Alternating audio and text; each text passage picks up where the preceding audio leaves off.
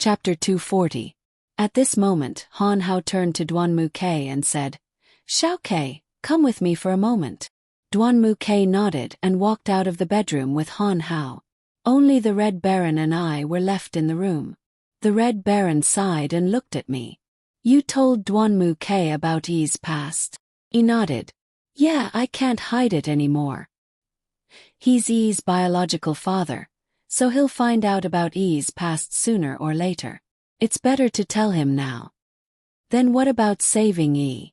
Are you going to do it yourself?" The Red Baron looked at me helplessly as she linked her arms with mine. I nodded. "Yeah, I'm going to save Yi myself. That's what the kidnappers said. They want me to go alone. I won't be at ease if I don't see Yi. You know that Yi has never left my side. Now that she's in danger, my heart is about to break. I'd rather be in danger than let her be in danger."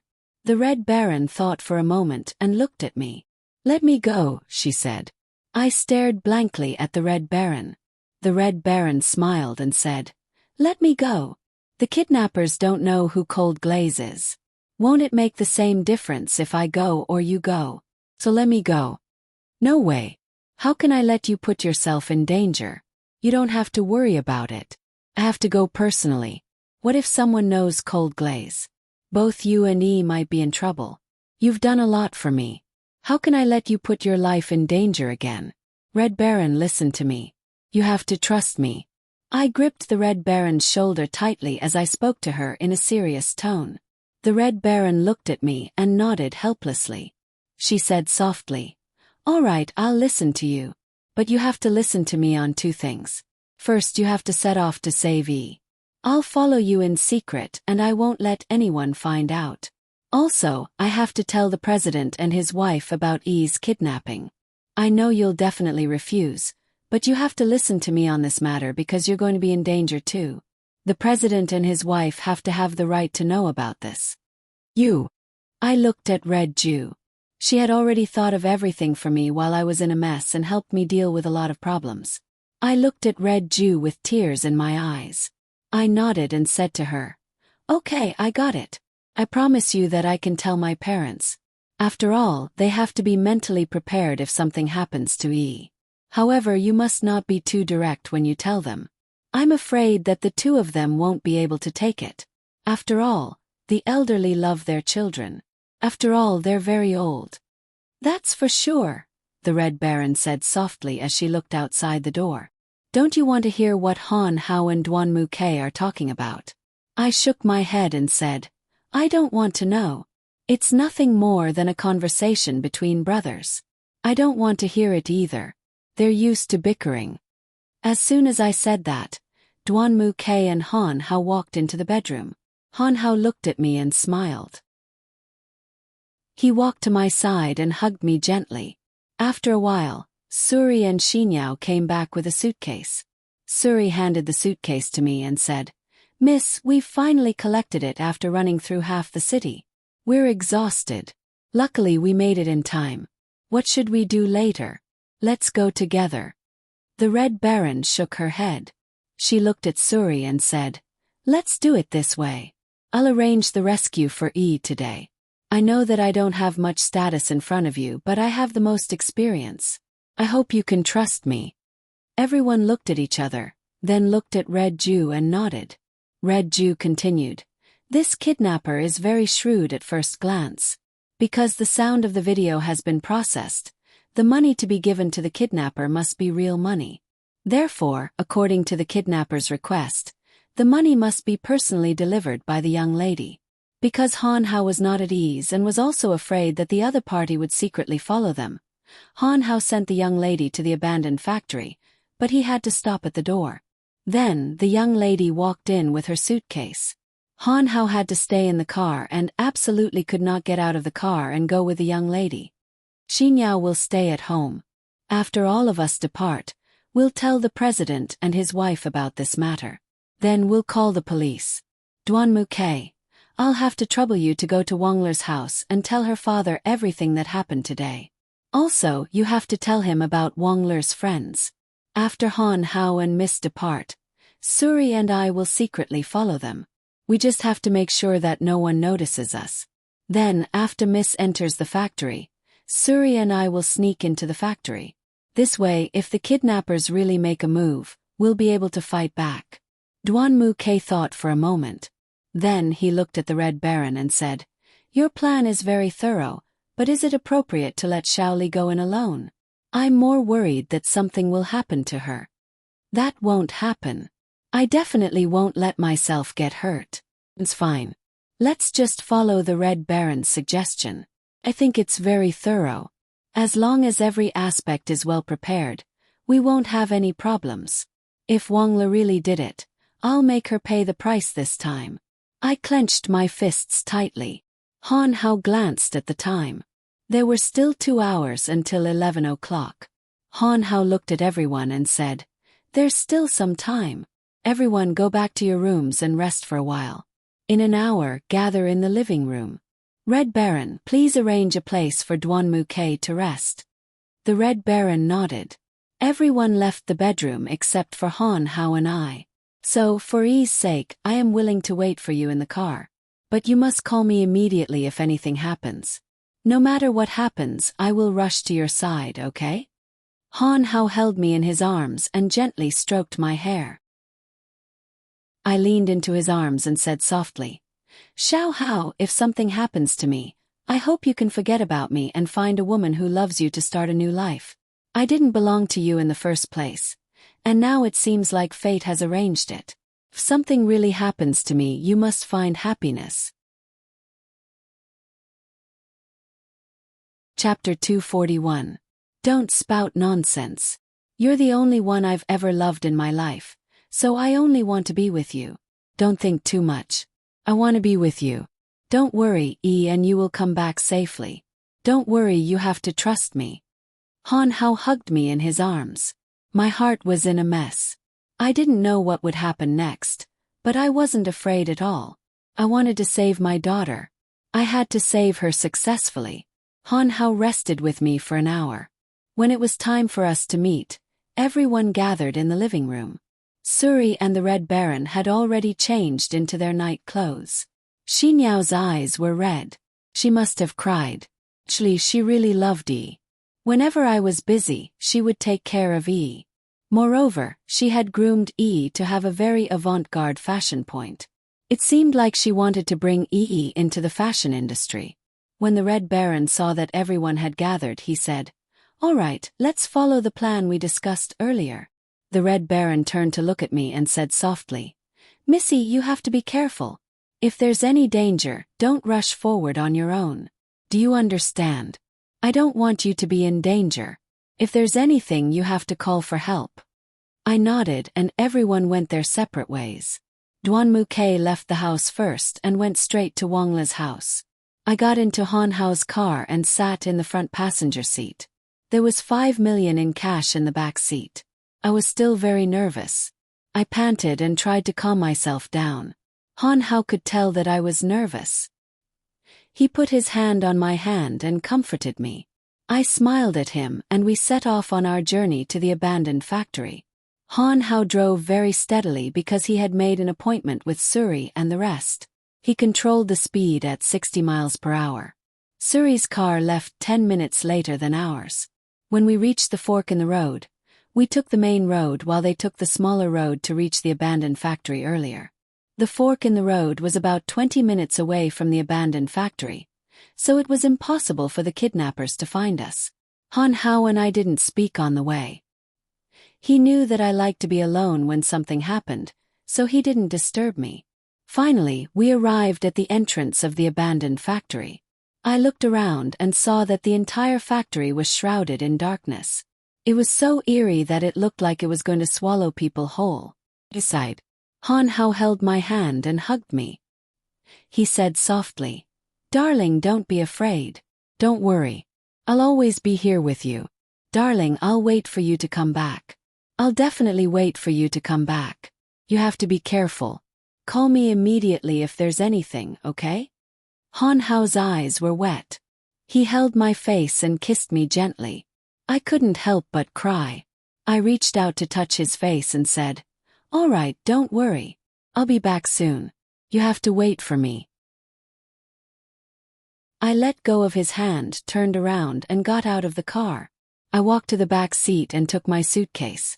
I closed the door and walked into the factory without looking back.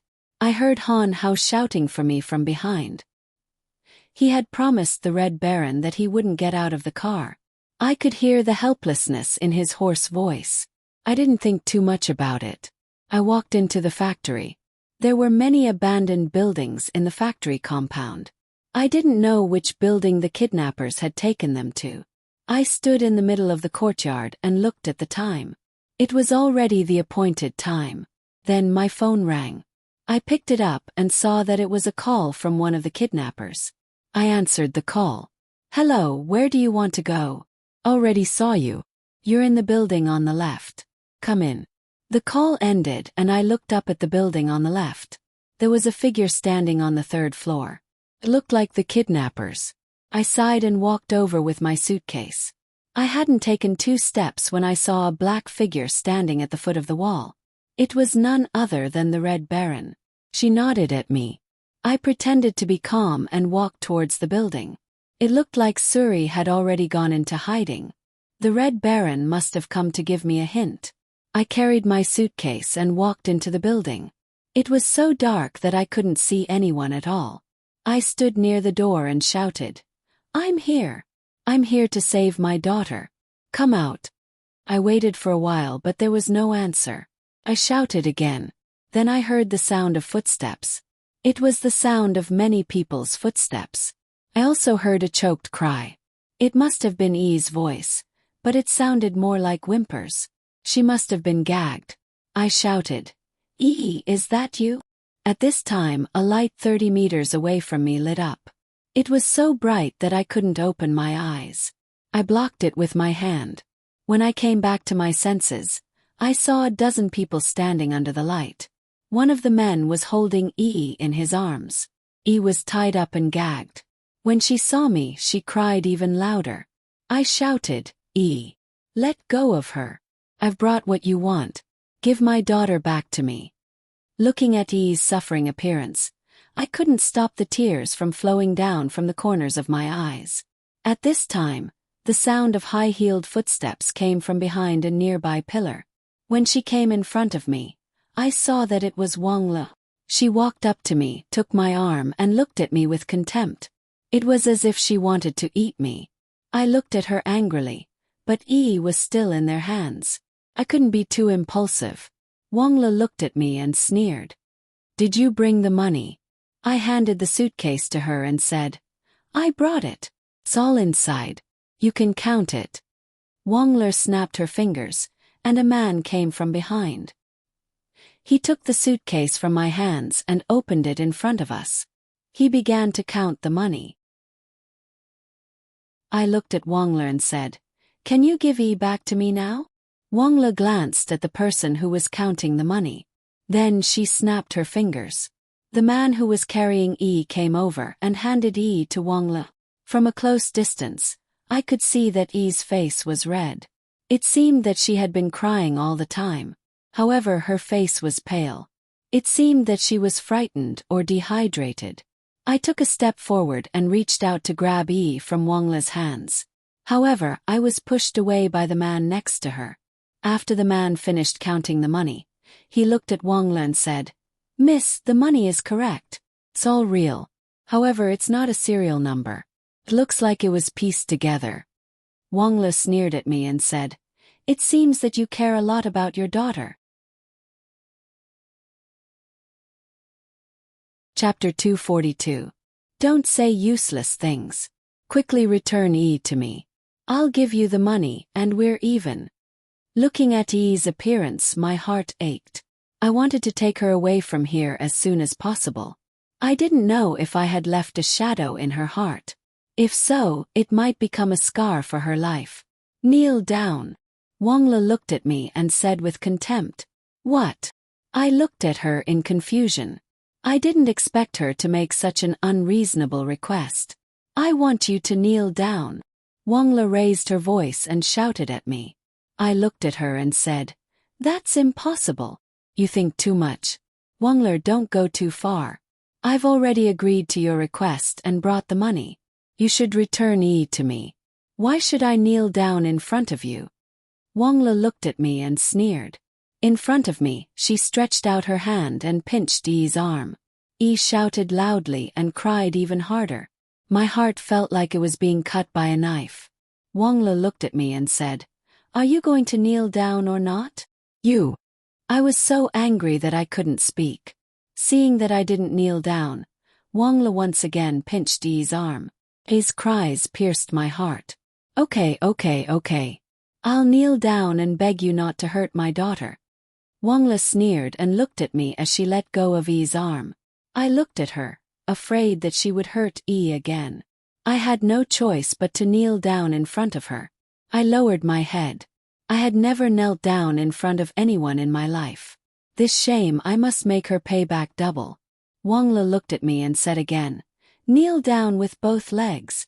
Otherwise I'll torture your daughter." Her vicious threat made me unable to refuse. I lowered my head and knelt down in front of her. After seeing me kneel down, she laughed loudly. Her laughter sounded particularly harsh. I didn't raise my head to look at her. Wangla looked at me and sneered. She said to the people around her, "Hey, do you know who she is? She is the daughter of the Red Minghui of a city, and now she is kneeling down in front of me for the sake of a child. Look at her, she is as useless as a dog, and a dog that doesn't bark." The people around her also laughed along with her. Swallowing my humiliation, I lowered my head and asked softly, "Can you return my daughter to me now?" "I can, but you have to shout it out loud. You, Cold Glaze, are a slut who only knows how to seduce men. If you say it, I'll let your daughter go." Wangler squatted down and placed E on the ground. She pulled the towel out of E's mouth and looked at E. "Little darling, hurry up and persuade your mother. Otherwise you'll be tortured by me." I raised my head and looked at E. Her eyes were full of tears. She looked at me and softly said, "Mother." Seeing E like this, I made up my mind. No matter what kind of humiliation I had to suffer, I would save E. I looked at Wang. She was still looking at me with an extremely arrogant expression. I said softly, "Okay, I'll say it. I, Cold Glaze, am a slut who only knows how to seduce men. Is that good enough? Speak louder. Are you trying to scare the mosquitoes?" Wangla looked at me impatiently. I closed my eyes and shouted loudly, "I, Cold Glaze, am a slut who only knows how to seduce men. Is that good enough?" Hearing me shout like this, they all laughed together. Wangla looked at me and reached out to grab my face. "Yes," she said softly. "Look at your eyes. You look quite good. How could you be a slut who only knows how to seduce men? What a waste of your face." I shook off Wangler's hand and looked at her. "Give E back to me." Okay, I'll give her back to you. Look, you're angry." Wangler then let go of E's hand and E ran into my arms. I hugged her tightly. I swore that I would never let her leave me again and get hurt again. Holding E, I ignored Wangler and turned around to leave this place. But before I could take 2 steps, I was stopped by 2 men. I held E tightly and shouted, "What do you mean? I just promised you that I would give E back to you after you brought the money. I've done it now." Wangler held my arm and smiled proudly. I held E, afraid that she would get hurt again. Before I could react, a man behind me swung a stick and hit me on the back. I lost my center of gravity and fell to the ground with E in my arms. E was so scared that she started crying again. I tried to calm E down. I held E in my arms, afraid that they would do something to E. Several people came towards me with sticks. I knew that they were coming for me. I held E in my arms and E leaned against me. I knew that I was the only one she could rely on now. Those sticks all hit me. Although it was very painful, I endured it for E's safety. I had to ensure E's safety. She must not get hurt. After a round of violent beating, they finally stopped. I let go of E and E was still in my arms. Fortunately, she was not hurt at all.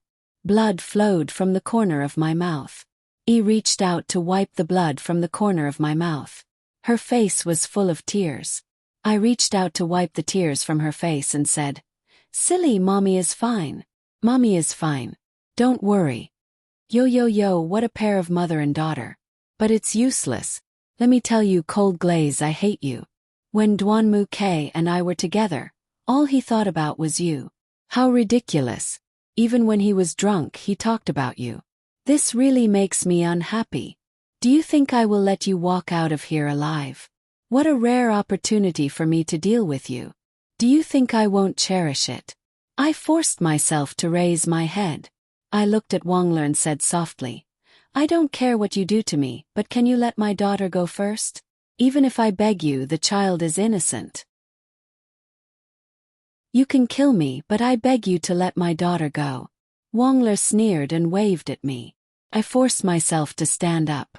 I looked at Yi and said softly, "Yi, listen to Mommy.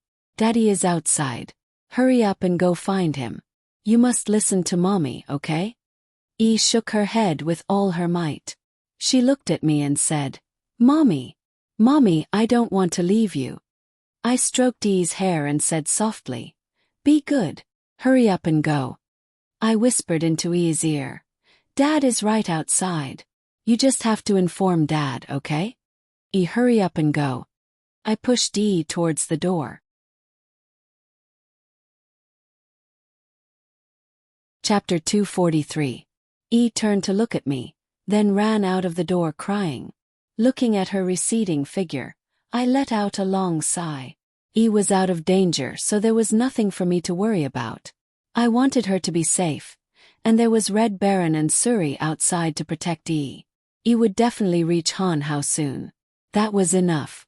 Her safety was more important than anything else. Before I could react, I was hit hard on the back. I lost my balance and fell to the ground. I struggled to get up. Just as I turned around, a stick came at me. I couldn't dodge it and fell to the ground again. Because I blocked it with my arm, the stick hit my arm hard. My arm hurt. I raised my head and looked at Wangla. She was looking at me with a cold expression.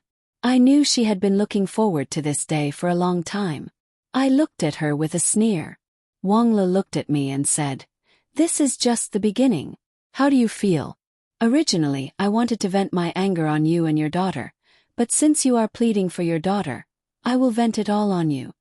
Wangla walked in front of me and looked at me with a sneer. She stretched out her foot and kicked me to the ground. She snapped her fingers again, and several people walked towards me with sticks in their hands. I knew that a storm of beatings was about to hit me. After a round of beating, I didn't know how I survived. My whole body was stinging with pain. I fell to the ground, dying, and couldn't get up. Wangler came in front of me and stepped on my body with her heel. But I couldn't feel the pain. Wangla looked at me and said with a smile, "Is that all you can do? You've really disappointed me. Tell me, why would Dwanmu-K take a fancy to you? Maybe it's because of the look in your eyes.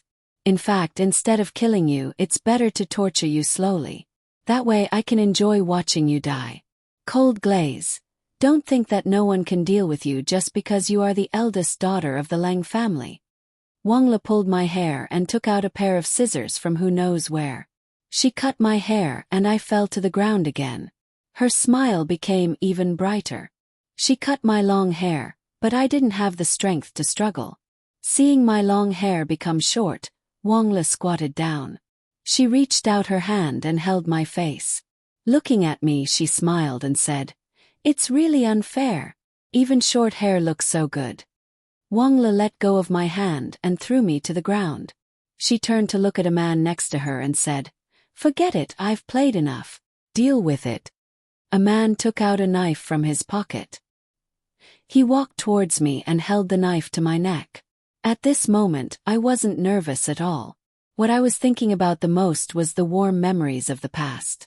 I thought about the time I spent with Dwanmu-K, with my parents, with Han Hao, with Suri, with the Red Baron, and with Xinyao.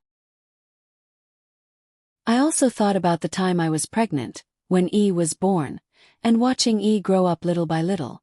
After experiencing so much, I felt satisfied.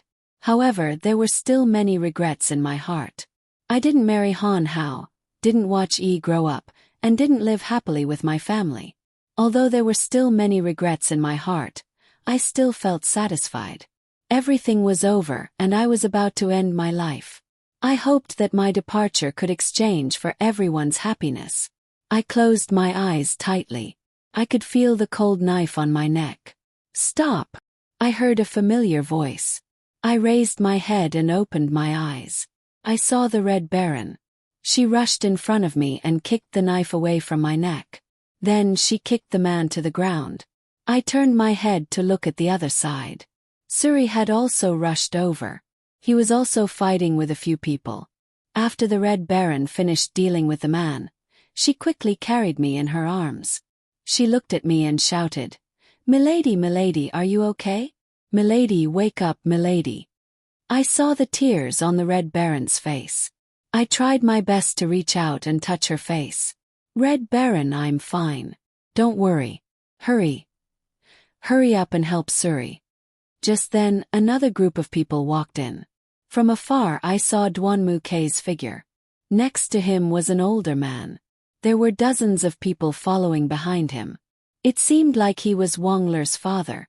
I smiled and then lost all my strength. I fainted in the Red Baron's arms. I still remembered that the last voice I heard from the Red Baron was her calling my name. I had a long dream. I dreamt that I had grown a pair of wings and was flying in the sky. I couldn't see anyone, but I could only see clouds all around me, and not a single person. I didn't know how long I had been flying, but I was very tired. I stopped and found an empty space to lie down. There were still clouds all around me. Perhaps I had really died. Otherwise, how could I have dreamt of such a thing? It's good that I'm leaving. I hope that the people I miss dearly will be happy and safe. I hope that Han Hao can find someone he likes and start a happy family as soon as possible. I also hope that Yi can grow up safely. I owe her the most in my life, so that's it. I'm at ease now. I haven't done anything bad in my life. I hope that I can go to heaven. Cold Glaze. Cold Glaze. Wake up, do you hear me? Cold Glaze, you can't leave me. I've said it before. I only want you for the rest of my life. You can't leave me alone. You can't be so irresponsible. Cold Glaze. Love you. You said that you would stay with me. Why did you leave me? Why did you leave Yi behind? I heard a familiar voice. Sounded very familiar. It sounded like Han Hao's voice. This voice was very real, as if it was lingering in my ears. Could it be that I missed him too much and couldn't bear to part with him? The voice became clearer and clearer. It wasn't a dream. It was indeed Han Hao's voice. I didn't die, I was still alive. I struggled and gradually regained consciousness. I slowly opened my eyes and the first person that entered my line of sight was Han Hao. I didn't know why, but when I saw him for the first time my heart calmed down a lot. My vision gradually cleared and I saw Han Hao's handsome face. His face was covered in tears as if he had suffered a lot. His sorrowful eyes made my heart ache. I tried my best to smile at him. Han Hao saw me smile and he smiled too. No matter what happened, I would love him without hesitation. I would never leave him.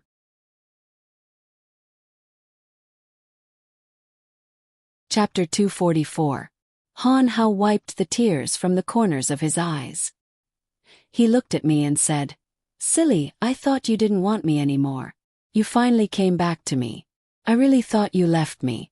When the doctor gave me the notice of critical illness, I broke down. I didn't believe that you would leave me, so I didn't sign it.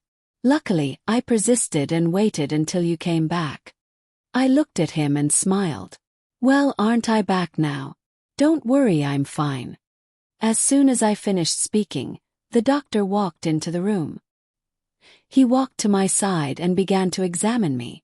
After a round of examination, the doctor looked at Han Hao and the others and said, "She's out of danger. She just needs to rest. She's not in a good condition to be in contact with people.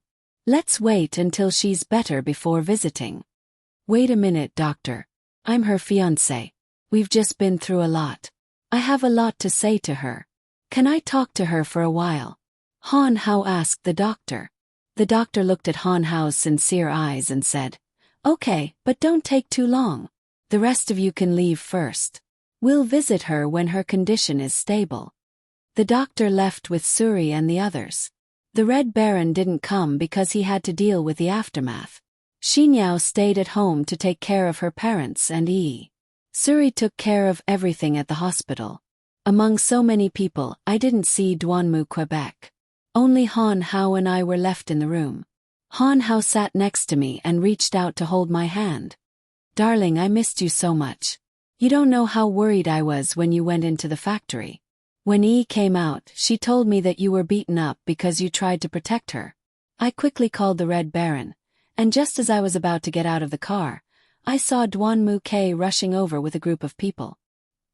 He told me to take Yi home first, as I had to send her home to ensure her safety. After I sent her home, I received a call saying that you were seriously injured and sent to the hospital. After I helped Yi settle down, I hurried over here. Luckily I saw you. Luckily, Yi found you safely. What happened next? Can you tell me?" Han Hao nodded. Duanmu K went to Wangler's house and told her father what happened. At first, Wangler's father didn't believe him, but he showed him the video of Yi being kidnapped. Her father immediately recognized the factory he had just acquired and was planning to develop. He believed that Wangler's doing. He was very angry, so he brought his men and Duanmu K to the factory. Yi was able to get out safely because she had the Red Baron and Suri's protection. When I saw how pitiful Yi was, I felt like Mai's heart. "Oh, by the way, Yi is injured. Did you take her to the hospital to treat it?" I was worried about her. "Don't worry, Yi's injuries aren't serious, but I was worried that she would be traumatized by the kidnapping. So I called a private doctor over to give her a thorough examination. She's fine, so don't worry. Xinyao is still by Yi's side to take care of her. You, on the other hand, should take care of yourself first before thinking about anyone else." Han Hao looked at me and pursed his lips. I looked at him and smiled. "It's okay. As long as Yi is safe, that's all that matters. When did I not take care of myself? Don't overthink it. I'm fine, aren't I?" Han Hao glared at me. He looked at me and said angrily, "When did you take care of yourself? When I saw your medical records, I almost broke down. Do you know that? You have at least 3 broken bones, many bruises, and countless abrasions. You call this taking care of yourself? Tell me, how can I be at ease letting you live alone when you're like this?" "I'm not. I didn't do it on purpose. Don't you see that I'm usually fine? Isn't this a special situation? I promise I won't be like this in the future, okay? Don't be angry." I held Han Hao's hand and looked at Han Hao. He sighed helplessly. "Darling, I can't take it anymore. When you're discharged, let's get married." Han Hao looked at me seriously and said softly, "When you're discharged, let's get married. I don't want to delay it any longer." Isn't this too rushed? You haven't prepared anything yet." I looked at Han Hao. I knew that he couldn't bear to let me leave him. I also knew that he loved me, and I also knew that I couldn't leave him. But this marriage was so rushed that I didn't know what to do. "You don't have to prepare anything. You just have to promise me. I'll take care of everything. You just have to quietly prepare to be your bride." Han Hao kissed me gently on the cheek. He looked at me and said, "It's about time. You should rest well. I'll go home and see. Then I'll ask Uncle and Auntie if they have any requests for the wedding. I'll do it all in one go. Rest well. Call me if there's anything. I'll see you tomorrow." Han Hao kissed me on the lips and left. I was the only one left in the ward. I let out a long sigh. I'd been awake for a long time, and gradually felt the pain in my wounds getting stronger. When I woke up, it was already night time. I looked at my phone. Han Hao had called me a few times, but I didn't pick up because I was asleep. He had also left me a message. I looked at the time, and it was already past 11 p.m. I guessed that he was already asleep. I sent him a message, but after waiting for a while there was still no reply. I told him to rest well. He had been busy for a long time and was already very tired. Actually, when I thought about him marrying me, I felt a little excited. I was also very happy to have such a person to rely on. Just then, I saw a shadow flash by the door of the ward. My nerves suddenly tensed up. I raised my head and looked at the door. I took out a knife from behind my pillow. Han Hao had purposely left it for me to defend myself. Suddenly there was a knock on the door. I shouted, "Who is it? Don't be afraid. I'm Duanmu, Quebec. Are you asleep? Can I come in?" I recognized Duanmu K's voice. I let out a long sigh and said softly, "Come in. I'm not asleep yet." The door of the ward was pushed open, and Duanmu K walked in from outside. He was carrying an insulated lunchbox and a travel bag. He looked at me and smiled faintly. After he came in, he closed the door.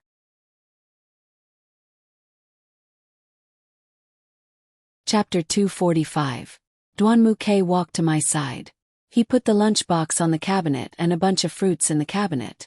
Then he sat down next to me. He looked at me with a calm expression, but I could see that his eyes were bloodshot. He probably didn't sleep well either. He reached out and covered me with a blanket. Then he looked at me and said, "Why aren't you asleep yet?" I just woke up and saw that Han Hao called me a lot and sent me a lot of messages. I sent him a message, but he didn't reply. I guessed he was asleep, so I didn't disturb him. Then I saw a shadow at the door. I thought it was a bad guy, but I didn't expect it to be you. I sheathed the knife in my hand and gave him an awkward smile. I just went to his house. I heard that he's going to marry you after you leave the hospital. I went to his house and saw Han Shu. I heard from Han Shu that in order to prepare for your wedding, he went home and packed his luggage. Then he left for another city. It seems like he's going to personally pick out the things he needs to prepare for your wedding. He's also very attentive to you. In order to protect you, he's been working very hard. That's why he didn't come to accompany you tonight. I know that Suri and the others still have a lot of things to deal with, so I quietly came over. Duanmu K looked at me and told me everything that had happened. "Thank you. I'm fine. I'm going to go back to sleep. When he's done, he can accompany me again, right? You've also been busy for a long time, so you should rest well." I smiled at Duanmu, Quebec. I didn't know when it started, but the relationship between the two of us had become very awkward. At this moment my stomach growled. I felt even more embarrassed. Duanmu K looked at me and laughed. He looked at me and said, "You must be hungry after sleeping for so long. I made some shark fin porridge. It shouldn't be cold yet. Hurry up and eat it." Then Duanmu K took the lunchbox and opened the lid. A burst of shark fin porridge aroma assailed my nose. My stomach growled even louder. He took a spoon and stirred it evenly. Then, he scooped a spoonful and gently blew on it. He held it in front of me. I glanced at him and drank the porridge. Tasted good. It seemed that Duanmu K had put a lot of effort into making it. Duanmu K looked at me and fed me spoonful by spoonful. Soon I finished the porridge. After eating, I felt very satisfied. I patted my bulging belly and looked at Duanmu K with a silly smile. Duanmu K looked at me and smiled. He reached out to stroke my hair and looked at me lovingly. His gaze seemed to bring me back to the good times when I was with him. My face was a little red. I turned my head and didn't dare to look at Duanmu K again. Duanmu K took out an apple from the cabinet and peeled it. He whispered to me, "Shaoli, I know you came to the hospital in a hurry, so I specially brought you something to eat. There are snacks you like, fruits and some bread. If you're really hungry, eat some. If it's not enough, tell me and I'll buy more." Okay, I know. Actually, you don't have to go through so much trouble. I'm only suffering from external injuries. I won't stay in the hospital for long. I'll be fine once I'm discharged. I always felt that while chatting with Duanmu K, he was advancing while I was retreating. I had a feeling of being oppressed. It was as if Duanmu K could eat me up at any moment. Duanmu K looked at me. He must have realized that I was avoiding the topic. He sighed and then said softly, "Okay, you're full. You should rest early. Don't worry, I'll be right by your side. I won't leave you tonight. You're a patient, so you should rest well. I lay on the bed. Duan-mu-ke covered me with a blanket. I closed my eyes and fell asleep. But I couldn't sleep at all. I didn't know if it was because I was conflicted to be with Duan-mu-ke, or because it was too awkward. Or maybe it was because I'd slept for an entire afternoon, but I couldn't sleep at all. I just closed my eyes. My mind was in a mess. I could hear Duan-mu-ke sighing as he sat beside me. After a while, Duan-mu-ke said softly, "Shaoli, I'm sorry. I never knew that you were so important to me. As for Wangler, I had no choice. Everyone in the city probably knows about what happened to the Kurosawa. Wangler's father threatened me to marry Wangler in the name of helping my father. He said that if I didn't marry Wangler, he wouldn't invest in the Kurosawa. My father couldn't withstand the pressure and agreed. I don't have any feelings for that woman. You know, my parents' health isn't good. I was afraid that something bad would happen to them, so I endured the humiliation and agreed. I'm sorry, Shaoli, do you know? My feelings for you have never changed. I really don't want to leave you. I really want to stay by your side and protect you, but I'm not qualified. I'm not qualified to protect you. All I can do is help you when you need it. Compared to me, Han Hao is more suitable for you. Seeing how he cares for you so much, seeing how much he cares for you, I'm envious from the bottom of my heart, but I'm also jealous. But no matter what, I want you to be happy. He can give you happiness, so I'm satisfied." I only listened to Duan-mu-ke's words. I pretended to be asleep and didn't dare to answer him. Answer him what? Answer him if I still have feelings for him in my heart. It would be a lie to say that I didn't love him, but in this situation, it was best to wish each other happiness. At this moment, Duan-mu-ke continued, "But I'm already very satisfied now. I didn't expect you to be pregnant. Now that I've calmed down and thought about it, when you were pregnant I was so violent towards you. How difficult it must have been for you to keep this child. I'm really an animal. I didn't even consider your feelings. Shaoli, I'm really sorry, but seeing Yi being so obedient and sensible under your tutelage, I feel very gratified. If she lived with me, it wouldn't be like this.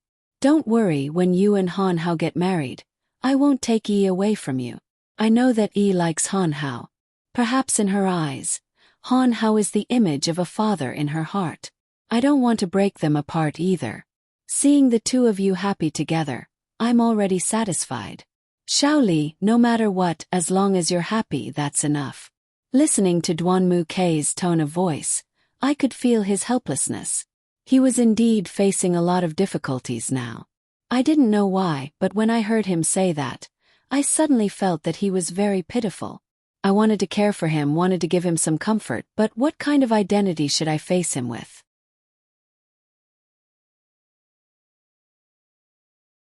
Chapter 246.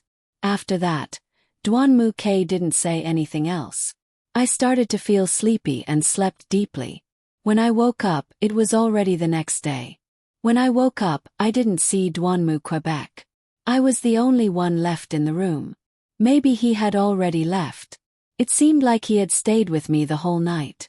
Maybe he was too tired, so he left first. When I woke up, I was very hungry. Maybe it was because I was sick, but I ate a lot. I looked at the table and saw only a lunchbox. According to what Duan-mu-ke had told me, the food should be in the cupboard. My arm was still in a splint. I struggled to crawl to the side of the bed and stretched out my uninjured arm towards the cupboard. It looked like I was about to reach it, but I was already at my limit. At that moment, the door to the room was pushed open. Duan-mu-ke walked in with another lunchbox in his hand.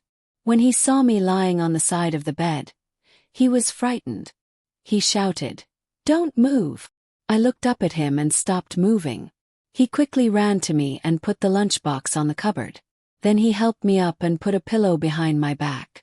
Then he sat in front of me and looked at me with a serious face. "What are you doing? Why are you moving around? I just went out to get you some food, and you came to the side of the bed. What if you fell down? Are you going to continue with the cast?" I smiled awkwardly. "It's okay. I've already had 2 casts. One more won't make a difference. Duan Muke glared at me. You're still talking nonsense. Fortunately, nothing happened. If something had happened, how would I explain it to everyone? I looked at Duan Muke, who was really angry. I didn't say anything else and hid under the blanket, only showing my eyes to look at him. Duan Muke sighed and opened the new lunchbox. He looked at me and said, "This is the breakfast I asked the nanny to prepare this morning. It's prepared according to your usual preferences. Come and try it." I looked at Duan Muke, but didn't dare to come out from under the blanket. Duan Muke looked at me and shook his head helplessly. All right. I apologize. Hurry up and eat. The food is getting cold." Seeing the Duan Muke apologize to me, I smiled and sat up from the blanket. I looked at the breakfast on the cabinet. It was all my favorite food. There were soup dumplings, cold dishes, soy milk, and scallion pancakes. Since I couldn't move, I had to ask the Duan Muke to feed me. He was very patient and fed me mouthful by mouthful. Halfway through breakfast, the door to the ward was suddenly pushed open. Han Hao walked in with a pile of breakfast. When he saw me and Duan Muke, the three of us froze. Duan Muke put down the bowl and looked at Han Hao. "Xiao Hao, I went to your house last night. Uncle Lung said that you went out of town to prepare for your wedding. I know that Suri and the others are very busy and don't have time to take care of Shaoli, so I came over. Last night I watched her sleep and this morning I brought her breakfast." Han Hao glanced at me and I nodded. Then Han Hao looked at Duan Muke and said, "Thank you for taking care of Shaoli. I just came back from out of town and didn't have time to go home. I bought some breakfast and came over. Let's eat together." Han Hao pulled a stool from the side and sat next to Duan Muke. Han Hao also put the food he brought on the cabinet. He bought all my favorite foods including fried dough sticks, tofu pudding and poached eggs. Since Han Hao was here, Duan Muke didn't feed me. I put the bowl on the cabinet and ate with my uninjured hand. Han Hao and Duan Muke sat across from me. The two of them were also eating breakfast, but the three of us didn't speak. After breakfast, Duan Muke took the initiative to clean up the things on the cabinet. Then he looked at Han Hao and me and said softly, "Shaoli, Xiao Hao, you two stay here. I'm leaving first. I'll take the trash with me. If there's anything, call me." "If there's nothing, why are you in such a hurry to go back?" Han Hao looked at Duan Muke and asked. Duan Muke was stunned. I haven't been home for 2 days. I don't know how Mom and Dad are doing. I have to go back and see them." Duan Muke smiled at the two of us and turned to leave the room. At this time, Han Hao turned to look at me. "Do you believe him?" "Huh? Believe what?" I looked at Han Hao in confusion. "Do you believe that Xiao Ke left because of this reason?" Han Hao reached out and touched my face. I thought for a moment and shook my head. He looked at me and said, "I don't believe it either. He just felt that it was too awkward to stay between the two of us." I leaned on Han Hao's hand and looked at him. He looked tired. It seemed that he had been busy the whole night. I still had at least 20 days before I would be discharged. I didn't know why he was in such a hurry. I looked at him and said, "You look tired. You didn't sleep last night, did you? You have stubble on your face." Han Hao reached out and touched it, then softly said to me, "Yeah, I didn't sleep well last night, so I went to my friend's place to order the furniture." When he heard that I was in a hurry to get married, he was quite surprised. He chatted with me all night and finally ordered the furniture. When we finished talking, I looked at the time and saw that it was already morning. "I saw the message you left for me. I knew that you would have a problem eating breakfast after waking up, so I hurried back. I found your favorite breakfast shop in the suburbs, then bought breakfast and came over. But I didn't expect to see Duan Muke. I knew that he was jealous." I looked at him and said, "Xiao Ke was right. He really did come to accompany me. He knew that you guys couldn't accompany me, so he came. Don't think too much. I don't have anything to do with him anymore." I held Han Hao's hand. I knew what he was worried about. Han Hao looked at me and smiled. I know, but I know that he has feelings for you. He must have said something to you yesterday. If he really saw you as a friend, he wouldn't be in such a hurry to leave when he saw me. So he must have a guilty conscience. Hearing Han Hao say that, I was stunned. Duan Muke really did say a lot of things to me yesterday, but I pretended not to hear it. Now that Han Hao said that, I felt uncomfortable. Aside, I pulled Han Hao's hand and said, "You're thinking too much again. Didn't we agree not to talk about unhappy things? What you need to think about now is being together with me. Being a Red Minghui's son-in-law isn't easy. In the future, Father will give you a lot of tasks for the Red Minghui. When the time comes, you'll be busy. Don't even think about running away, you can't." I had no choice but to change the topic.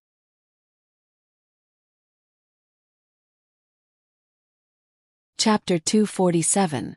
Han Hao looked at me and said, "Forget it. I don't want to talk about it.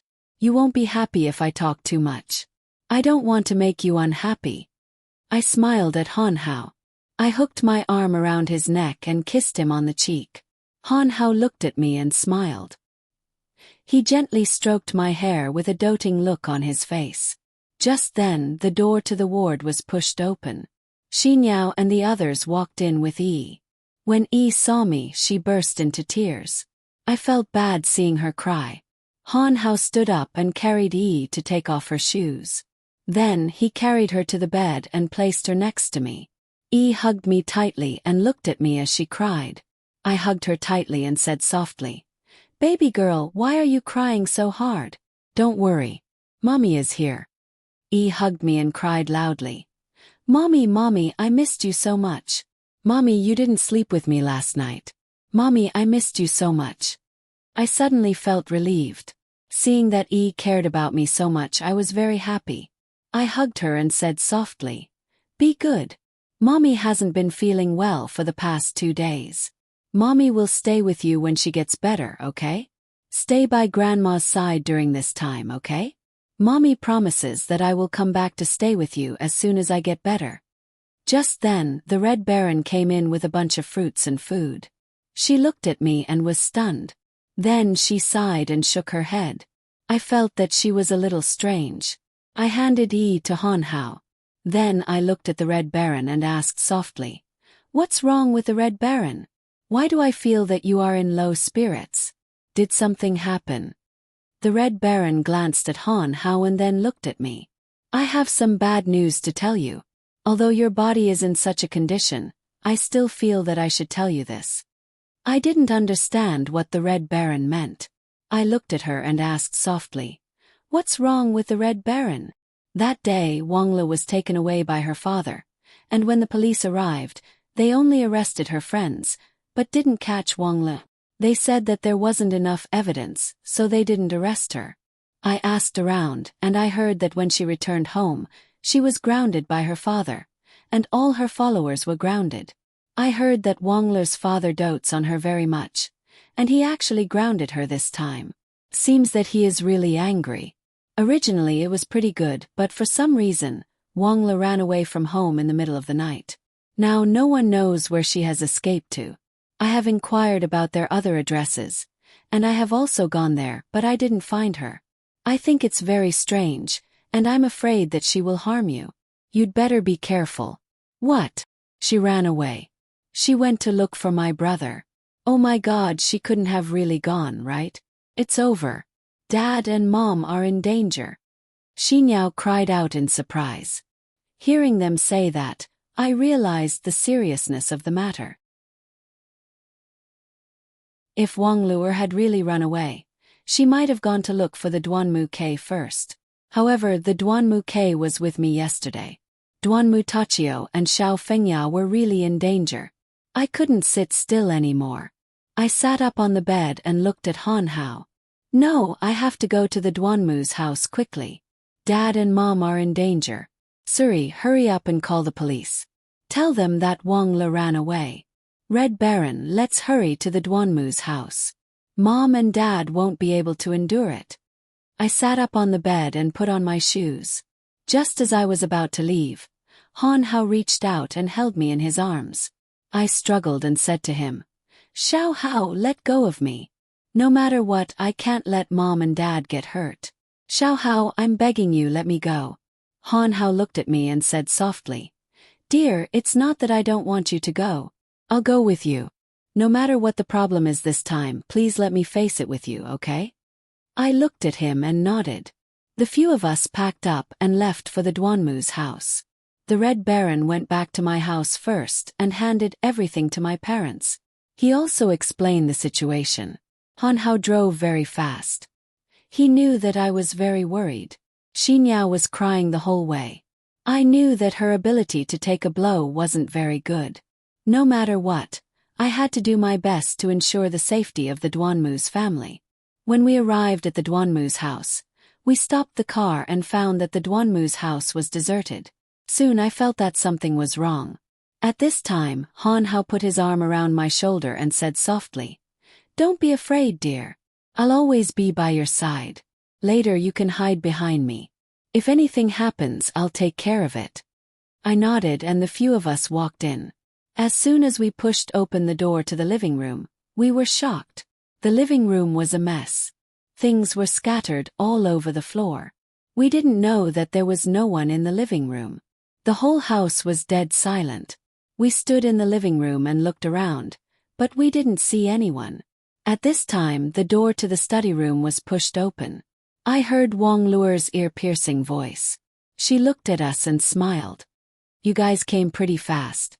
If you hadn't come, I can't guarantee that these two old men wouldn't have been able to hold on until you arrived.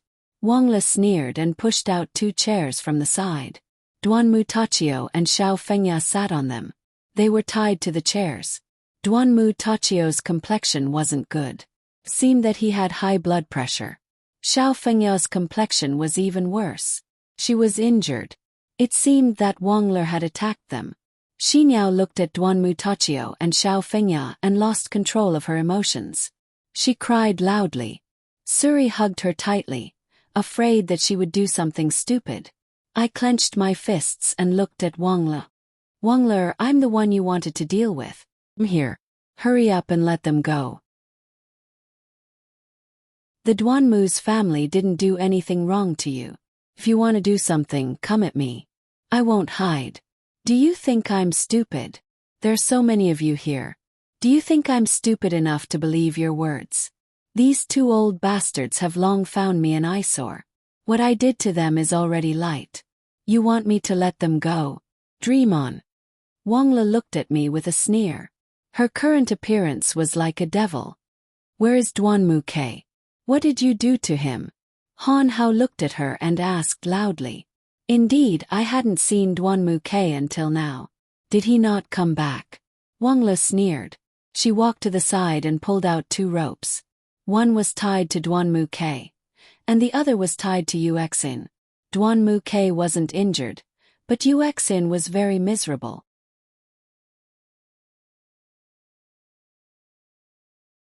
Chapter 248. Uxin's body was covered in blood. Her clothes were torn, and we could vaguely see her underwear. Her hair was disheveled, and she was lying on the ground. It seemed Wang Le really wanted to kill her. At this time, Duanmu K slightly opened his eyes. When he saw us, he said in a low voice, Why are you here? Hurry up and leave. It's dangerous. I looked at Duanmu Quebec looking at his injured appearance. I felt really helpless. Wang Le walked to Duanmu K's side. She stretched out her hand and slapped Duanmu K's face. Wang Le shouted, Shut up. They're willing to die. Why do you care about them? You never had me in your heart. Look at that cold glaze. That woman is like a slut. What do you like about her? I couldn't bear to let her torture Duanmu K anymore. I looked at Wang Le and shouted, Hurry up and let them go. Wang Le, you can't escape. Don't do too many things. It will only aggravate your crime. At this time, Duanmu K looked at Wang Le and said, Okay, I'm begging you. Please let my parents and Uxin go. You can do whatever you want to me, okay? I'm begging you. Wang Le smiled and said, Okay, since you're begging me, I'll give you face.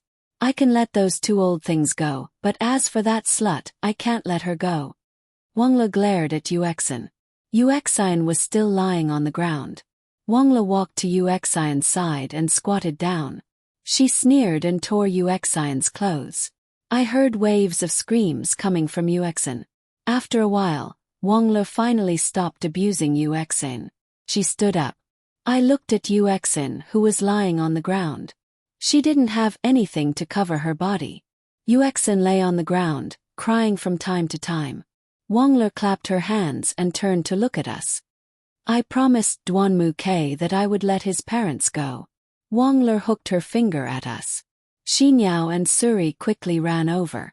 The two of them brought Duanmu Tachio and Xiao Fengya out of the study. When they came to me, I gave them a simple check. Duanmu Tachio and Xiao Fengya.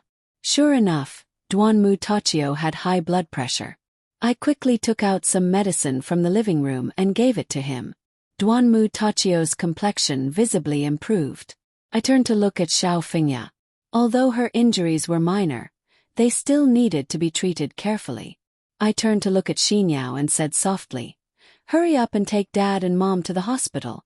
Dad's situation is very dangerous, and Mom's injuries are also very serious. You have to go to the hospital quickly. We'll take care of things here." I looked at Xinyao and patted her shoulder. Suri nodded.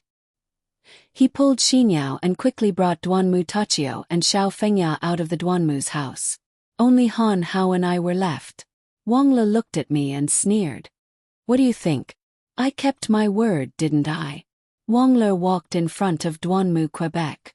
She reached out and hugged Duanmu Quebec. Then, in front of me, she kissed him on the lips. Duanmu K kept resisting, but Wangla didn't let him resist. She tightly gripped Duanmu K's neck, feeling as if he was about to suffocate. "Let go of him." I couldn't stand it anymore, so I shouted at Wangla. Wangla raised her head and sneered at me. She let go of Duanmu K and threw Duanmu K to the ground. Duanmu K lay on the ground, coughing violently. Wangla flicked her hair and looked at me. "Okay, I don't want to talk nonsense with you anymore. It's time to put an end to this." Wangla pulled out a gun from her handbag and pointed it at me. With a cold smile, she said to me, "Other than me and Duanmu K, none of you will be able to leave this room alive. Since you want to be with Han Hao for the rest of your life, then I'll fulfill your wish." She pointed the gun at me, a devilish smile on her face, making people feel especially gloomy. Han Hao hugged me and put me behind him. In a soft voice he said, "Shaoli, don't be afraid. I'll stay by your side. When you find an opportunity, run away. No matter what, don't put yourself in danger, okay?" Han Hao tightly held my hand. I could feel his nervousness. Wangla looked at me and laughed loudly. "Cold glaze. You bitch, go to hell." The moment the gunshot rang out, I grabbed Han Hao's arm and pulled him behind me. I stood in front of him and closed my eyes. I smiled bitterly in my heart. Maybe I would have to die again. I suddenly felt a lot of reluctance. I had already promised to marry Han Hao, and had just returned from the gates of hell. Now I had to face death again. I suddenly felt very sad. I was waiting for the feeling of the bullet piercing through my chest, but I didn't feel it at all. I opened my eyes, and then my tears covered them. Yuexin rushed in front of me and blocked the bullet for me. Yuexin turned around and looked at me, blood flowing from the corner of her mouth. I looked at Yuexin. It was the first time I saw her eyes so clear. When Wangla saw that Yuexin had blocked the bullet for me, she angrily fired a few more shots at Yuexin. Yuexin's eyes widened. "Yuexin!" I quickly ran in front of Yuexin and hugged her. Her body was covered in blood. I looked at Yuexin and whispered, "Why are you so stupid? You should live well." Yuexin looked at me and smiled. "I owe you, and I can only repay it with my life. Cold glaze, I don't have the fortune to live with Duanmu K in this life. I hope you can take care of him. I'm sorry, Cold glaze. You must live well." Yuexin's hand on my face suddenly slid down. The tears on my face couldn't stop flowing down.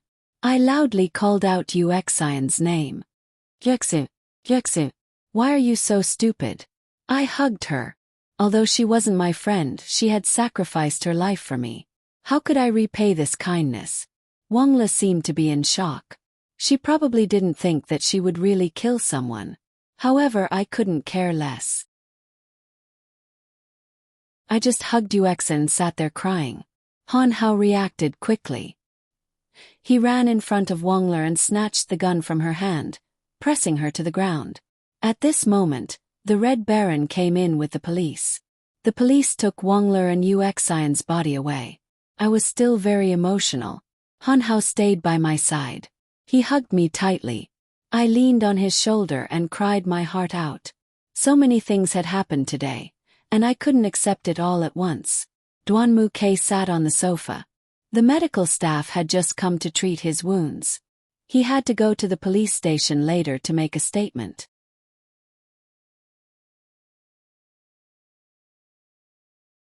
Chapter 249.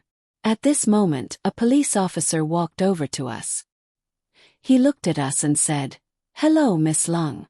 We need you to cooperate with us to make a statement at the police station." "Thank you." Han Hao glanced at me, then looked at the police officer and said, "I'm sorry. Because we predicted that Wangla might come to Duanmu's house, my fiancé and I didn't have time to get her discharged. My fiancé isn't feeling well, so she can't go to the police station to make a statement. How about this? I'll take her back to the hospital first, and then I'll go there. Is that okay?" Han Hao saw that the police officer was hesitant, so he continued, "How about you send a police officer to go with us to the hospital?" The police officer thought for a moment, then looked at Han Hao and said, "That's the only way. I'll arrange for someone to go with you to the hospital later." He turned to look at Duanmu Ke and said, "Mr. Duanmu, we'll have to trouble you to come with us to the police station." Duanmu Ke weakly opened his eyes and nodded. Han Hao brought me to the hospital room and left with the police officer, called Suri. It turned out that Duanmu Tachio and Xiao Fengya had also been sent to the hospital. After asking around for their specific location, I thought for a moment and decided to go and see them. I went to the door of Duanmu Tachio and Xiao Fengya's room. Through the glass of the room, I saw Duanmu Tachio lying on the bed with many tubes inserted into his body. His eyes were tightly shut. Xinyao leaned on Suri's shoulder and cried softly. Xiao Fengya had also woken up. She sat next to Duanmu Tachio, her face streaked with tears. I let out a long breath and pushed the door open to enter the room. Xiao Fengya raised her head and looked at me. Her eyes were moist again. I walked to her side and reached out to touch her hand. "Mom, you're awake. Are you feeling better?" I whispered. Xiao Fengya reached out to wipe her tears. "I'm fine. Much better. But your dad." Xiao Fengya choked with sobs. I looked at Duanmu Tachio and held Xiao Fengya's hand tightly. "Mom, it's okay. Dad will definitely get better." I sighed. They had always treated me well, as if I were their own daughter. I had always thought of them as my own parents. Now that I saw Duanmu Tachio lying in front of me, my heart felt very uncomfortable. Xiao Fengya sighed and looked at Xinyao. "Xinyao, you and Suri go out for a moment. I have something to say to Shaoli. You guys go buy some lunch. You haven't eaten anything since morning." Xinyao nodded and left with Suri. After they left, I looked at Xiao Fengya and asked, "Mom, what's wrong? Did something happen?" Xiao Fengya tightly held my hand and softly said, "Shaoli, Mom and Dad are sorry. We're really sorry." She looked at me with tears in her eyes. "Mom, don't say that. You and Dad have always been good to me. In fact, this is also my responsibility." I didn't expect that Wangla would do this to you and Dad in order to get revenge on me. It's all my fault. If I had realized it earlier, then this wouldn't have happened. Xiao Fengya shook her head and said to me, "This matter has nothing to do with you. Your father and I were really wrong. When I first saw Wangler, I knew she wasn't a good person. But you should have heard that after such a big thing happened in the Kurosawa, our family's finances were already unable to make ends meet. It was rare to have a lifesaver like Wangler, so how could we be willing to let her go? Wang Ler's father said that as long as K married Wang Ler, he would invest in the Kurosawa. I knew K didn't like her, but he couldn't dissuade his father. In the end, for the sake of the family, K agreed. When that girl was in our family, she was lawless. She threw things at K all day long and even pushed him, but K never resisted. I knew he could endure anything for the Kurosawa. Sometimes your father and I couldn't stand it anymore and would stop her. But later on, she would pretend to be obedient in front of us. When she was with the Duanmu K, she became a completely different person. Sometimes I felt like she was a female hooligan. She forced the Duanmu K to have sex with her more than once. I knew that it wasn't K-er's will. As a mother, seeing her own child endure such humiliation, I felt very uncomfortable. I wanted to talk to K several times, but he always avoided seeing us. Xiaoli, if you didn't get divorced at that time, your life would be very happy right now. Xiaoli, mom and dad let you down, we really let you down. Xiao Fengya cried even harder. I pulled Xiao Fengya's hand and said softly, Mom, don't think about it anymore, it's all in the past. Although Wang Ler escaped once, she will definitely be punished by the law this time. After all, a life for a life. What? A life for a life. What's wrong? What's wrong with who? Xiao Fengya looked at me and asked in confusion. I lowered my head, looked at Xiao Fengya and said softly, Mom, I'm sorry. In order to save me, Yuexin took a bullet for me. She was killed by Wang Ler. I couldn't stop my tears from flowing out. Heavens! Xiao Fengya covered her mouth and cried even harder. Choking with sobs, she said, Poor exes, she was so young, how could she? Xiao Fengya cried very sadly. I could only tightly hold her hand and silently stay by her side. After Xiao Fengya calmed down, she looked at me and said softly, Xiaoli, don't feel guilty. Actually, when you were in our house, Yuexin also did a lot of bad things to you. Mom, you knew. I looked at Xiao Fengya in surprise.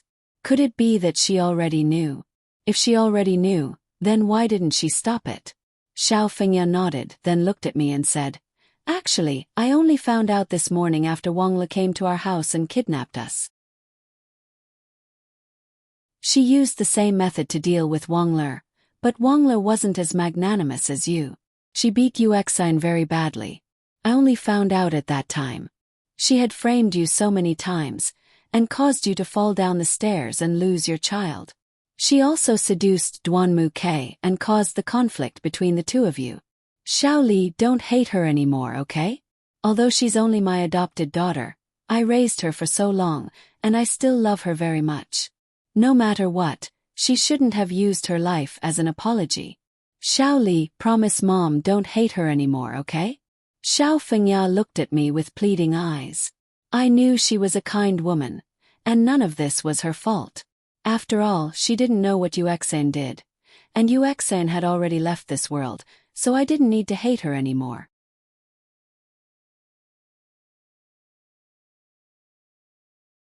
Chapter 250.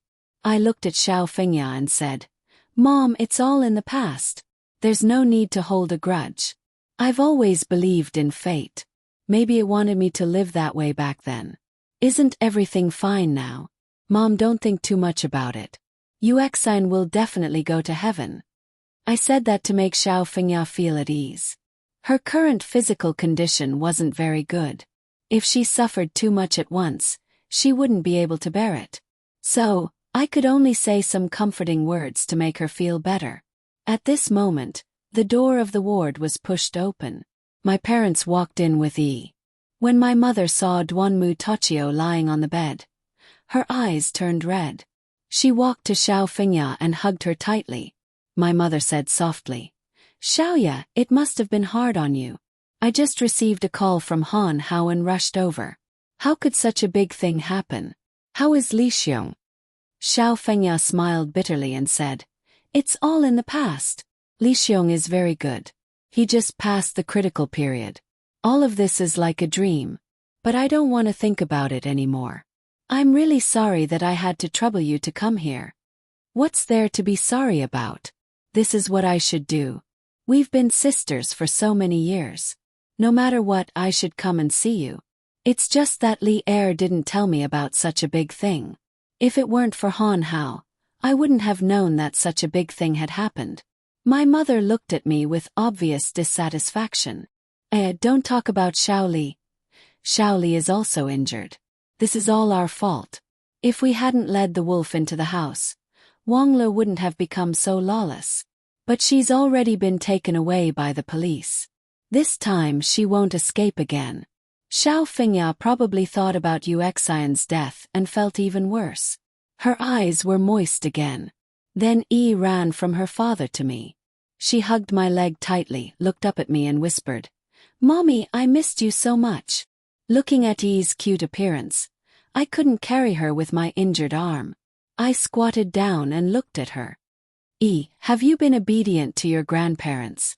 You haven't forgotten what your mother told you to do, right?" I stroked Yi's hair. With her by my parents' side, I felt at ease. Yi is very obedient. I've done everything Mommy told me to do. When Yi smiled, she looked a bit like Duanmu Quebec. Xiao Fengya looked at Yi for a long time. Then she whispered to me, "Xiao Li, is this your daughter?" I stood up and looked at her.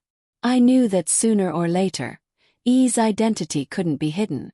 I might as well tell her. I looked at my parents. They didn't say anything. They just looked at me silently. They respected my decision and wanted me to solve this problem. I thought for a moment and looked at Xiao Fengya. "Mom, this is my daughter. Her name is Leng Lingyu. We all call her Yi. She's my daughter." I paused and looked at her. "She's also Duanmu K's daughter." "What?" Xiao Fengya looked at me with wide eyes. He nodded. She turned to look at my mother. My mother nodded helplessly. Xiao Fengya still couldn't believe it. She reached out and took my hand.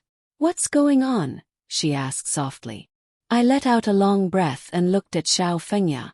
"Mom, actually before I divorced Duanmu K, I was already pregnant. At the time I knew, but I didn't know how to face Xiao Quebec. At the time, I still loved him before he lost his memories. Although I couldn't bear to part with him, I still couldn't accept being with him. So we decided to divorce. After the divorce, I went to America to give birth to Yi. Yi and I stayed in America for more than 2 years and just came back a while ago. Xiao Ke didn't know about this either. He only found out a while ago. Everyone else knew, but I didn't let them tell you or Dad. If you knew, it would be a burden for you. I still have the ability to take care of my daughter by myself, so I didn't want you to worry." I told Xiao Fengya everything that had happened. Xiao Fengya's surprised expression didn't change. She walked in front of Yi and squatted down. She looked at Yi, and Yi was a little scared. She hid behind my legs. I looked at Yi and said softly, "Yi, don't be scared. This is your grandma." Yi looked at me and then looked at Xiao Fengya. She said softly, "Hello, Grandma." Xiao Fengya's eyes were wet. She hugged Yi tightly and said softly, "Hello, hello." I didn't know why, but seeing Yi and Xiao Fengya reunite made me feel very sad. Tears welled up in my eyes. Xiao Fengya looked at Yi and then said to me, "You don't say." When I look closely, she really does look exactly like Kay, or when she was young. Especially her eyes. They really look like her father. Xiao Fengya hugged Yi and said softly, "Yi, do you miss your father? If you do, Grandma will call your father." Yi's eyes lit up. She said loudly, "Are you going to call Dad? Quick, let Dad pick up the phone. Dad said he was going to take me to play with Grandpa." "Grandpa. Your grandpa is lying in bed. He's sick now. When he gets better, he can take Yi to play." Yi looked at Duanmu Tachio, who was lying on the hospital bed. Her expression suddenly became very serious. She cried and said, "Not this Grandpa. It's that Grandpa. I've seen that Grandpa's picture. He doesn't look like this. I want Dad. I want Grandpa." I saw that Yi was crying very hard, so I quickly took her from Xiao Fengya's arms and handed her to my mother. My mother carried Yi out of the room. Xiao Fengya looked at me in confusion. "What's going on? Isn't Yi's Grandpa Li Xiong? Then what Grandpa is there? What's going on?" I sighed and looked at Xiao Fengya. Mom, actually, Yi's dad isn't Xiao Quebec. It's Han Hao. Her grandpa isn't dad either. It's Han Hao's father. No. How could Yi's father be Han Hao? What's going on? Hurry up and tell me clearly. Xiao Fengya was clearly anxious. Mom, calm down. Actually, I've already agreed to Han Hao's proposal. When I'm discharged from the hospital, the two of us will get married. Yi likes Han Hao a lot, and Han Hao loves Yi a lot. I have no reason to reject him. In the past, when I was with Xiao Ke, I couldn't see any other men.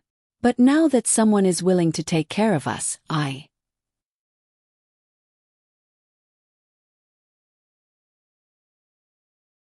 Chapter 251. Xiao Fengya held my hand and said, I understand. We don't have any reason to force you to be with Kay. You can also pursue your own happiness. Besides, Hao isn't a bad kid. As long as he's good to you and Yi, that's enough. It's just that Mom hopes that if you have time, you can bring Yi home to play and let us old folks see the child. Is that okay? Xiao Fengya asked in a pleading tone. I felt uncomfortable listening to her pleading. Mom, that's okay. As long as you miss Yi, just give me a call and I'll bring Yi over to you. That's not a problem. I could only say this. I couldn't think of any other good solutions. At this time, Mother looked at us and said, It's getting late. Lier, let Xiaoya rest. Let's go back to your room. I looked at the time. We really had been here for a long time. After saying goodbye to Xiao Fengya, we returned to my room. Father had to leave first because of Red Minghui. Mother took Yi and followed me back to my room. When we arrived, I saw that Yi was very engrossed in playing. I turned to Mother and asked, Mom, why did Dad come to the hospital with us? And he didn't say a word the whole time. After I received Han Hao's call, I was very anxious at that time and wanted to see Xiaoya. Their family really has a double whammy. I told your father about it, but he suddenly took the initiative to say that he wanted to go to the hospital with me. I think he probably wants to personally see how Li Xiong is like. I don't want to care about him, as long as he doesn't do anything excessive. My mother sighed. Indeed, I felt very uncomfortable when I saw my father observing others so attentively. I didn't know if Xiao Fengya had noticed, but I hoped she hadn't. At this moment, my mother looked at me and said softly, Did you give them the money? I shook my head and said, So many things have happened before I could. Too many things have happened recently. I had wanted to visit their house next week and give them the money while I was at it, but now it seems even more inappropriate. There's no suitable opportunity to give it to her at all. With Wang Lure's actions, I reckon that Wang Lure's father will be even less likely to invest in the Black Nightmare Society. Our little bit of money is just a drop in the bucket. They'll definitely need more. Seeing the old couple like this, I don't feel good. Yes, I can't ask your father to help them. Your father can't wait for them to go bankrupt. That way, he'll be the only business tycoon in a city. I know what he's thinking, but I don't agree with his actions of stepping on others to climb up the ladder. Mother's words were obviously angry. Okay, Mom, don't be angry. Let's secretly think of a way to solve this. Now that so many things have happened in their family, it's better to let them have some peace and quiet. If we get involved too much, it won't be good. That's true. But Xiaoli, there's something Mom doesn't understand. Is it appropriate for you to tell them about Yi's background so early? What if they want to fight with you for Yi? Have you thought about this problem? Mother looked at Yi. I knew that she was very reluctant to part with her, and I was also reluctant to part with her. I've thought about it before. If they really want to snatch Yi from me, I'll definitely go through the legal process. Nowadays, the custody of children is based on the couple's financial ability. Relatively speaking, my financial ability should be better than Duanmu K's. Moreover, they don't know that I gave birth to a child, and they only found out about it 2 days ago. Just based on these 2 points, the court won't give Yi to them, so Mom, don't worry, Yi will definitely be our family's. It's just that if the old couple wants to see the child, I'll take the time to bring them over. I don't want to argue with them about anything else. And little K also knows that he's in the wrong.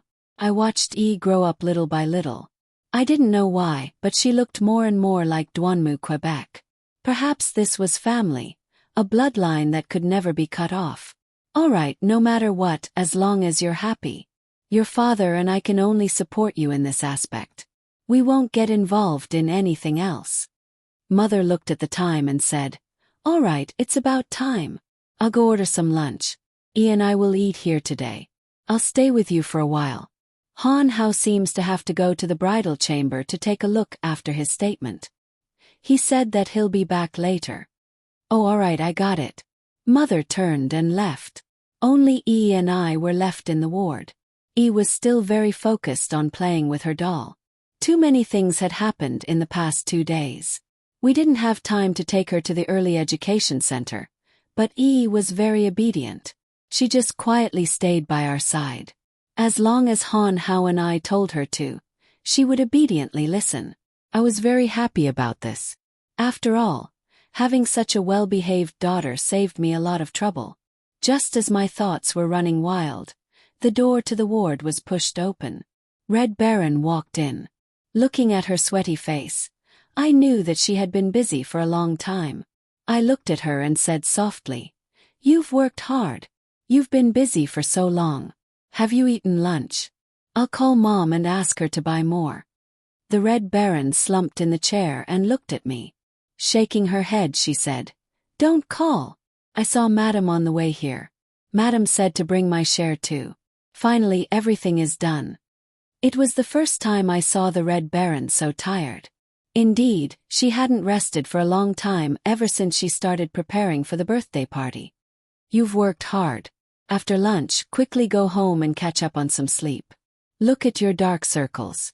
Looking at the Red Baron lying on the chair, my heart ached.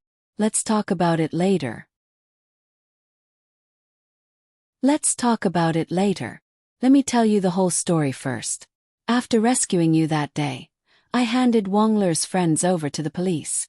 I don't know what information the police got, but I kept emphasizing that Wang Le was the mastermind, but they insisted on classifying it as a simple kidnapping and extortion case. They found a random person and convicted him, saying that he was the main culprit and had nothing to do with Wang Le at all. In fact, after Wang Le's father came that day, he took Wang Le away from the small door.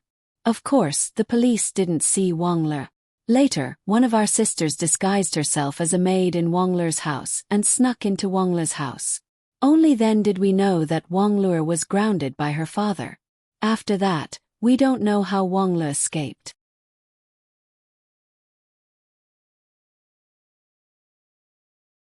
Chapter 252. The Red Baron sighed and continued.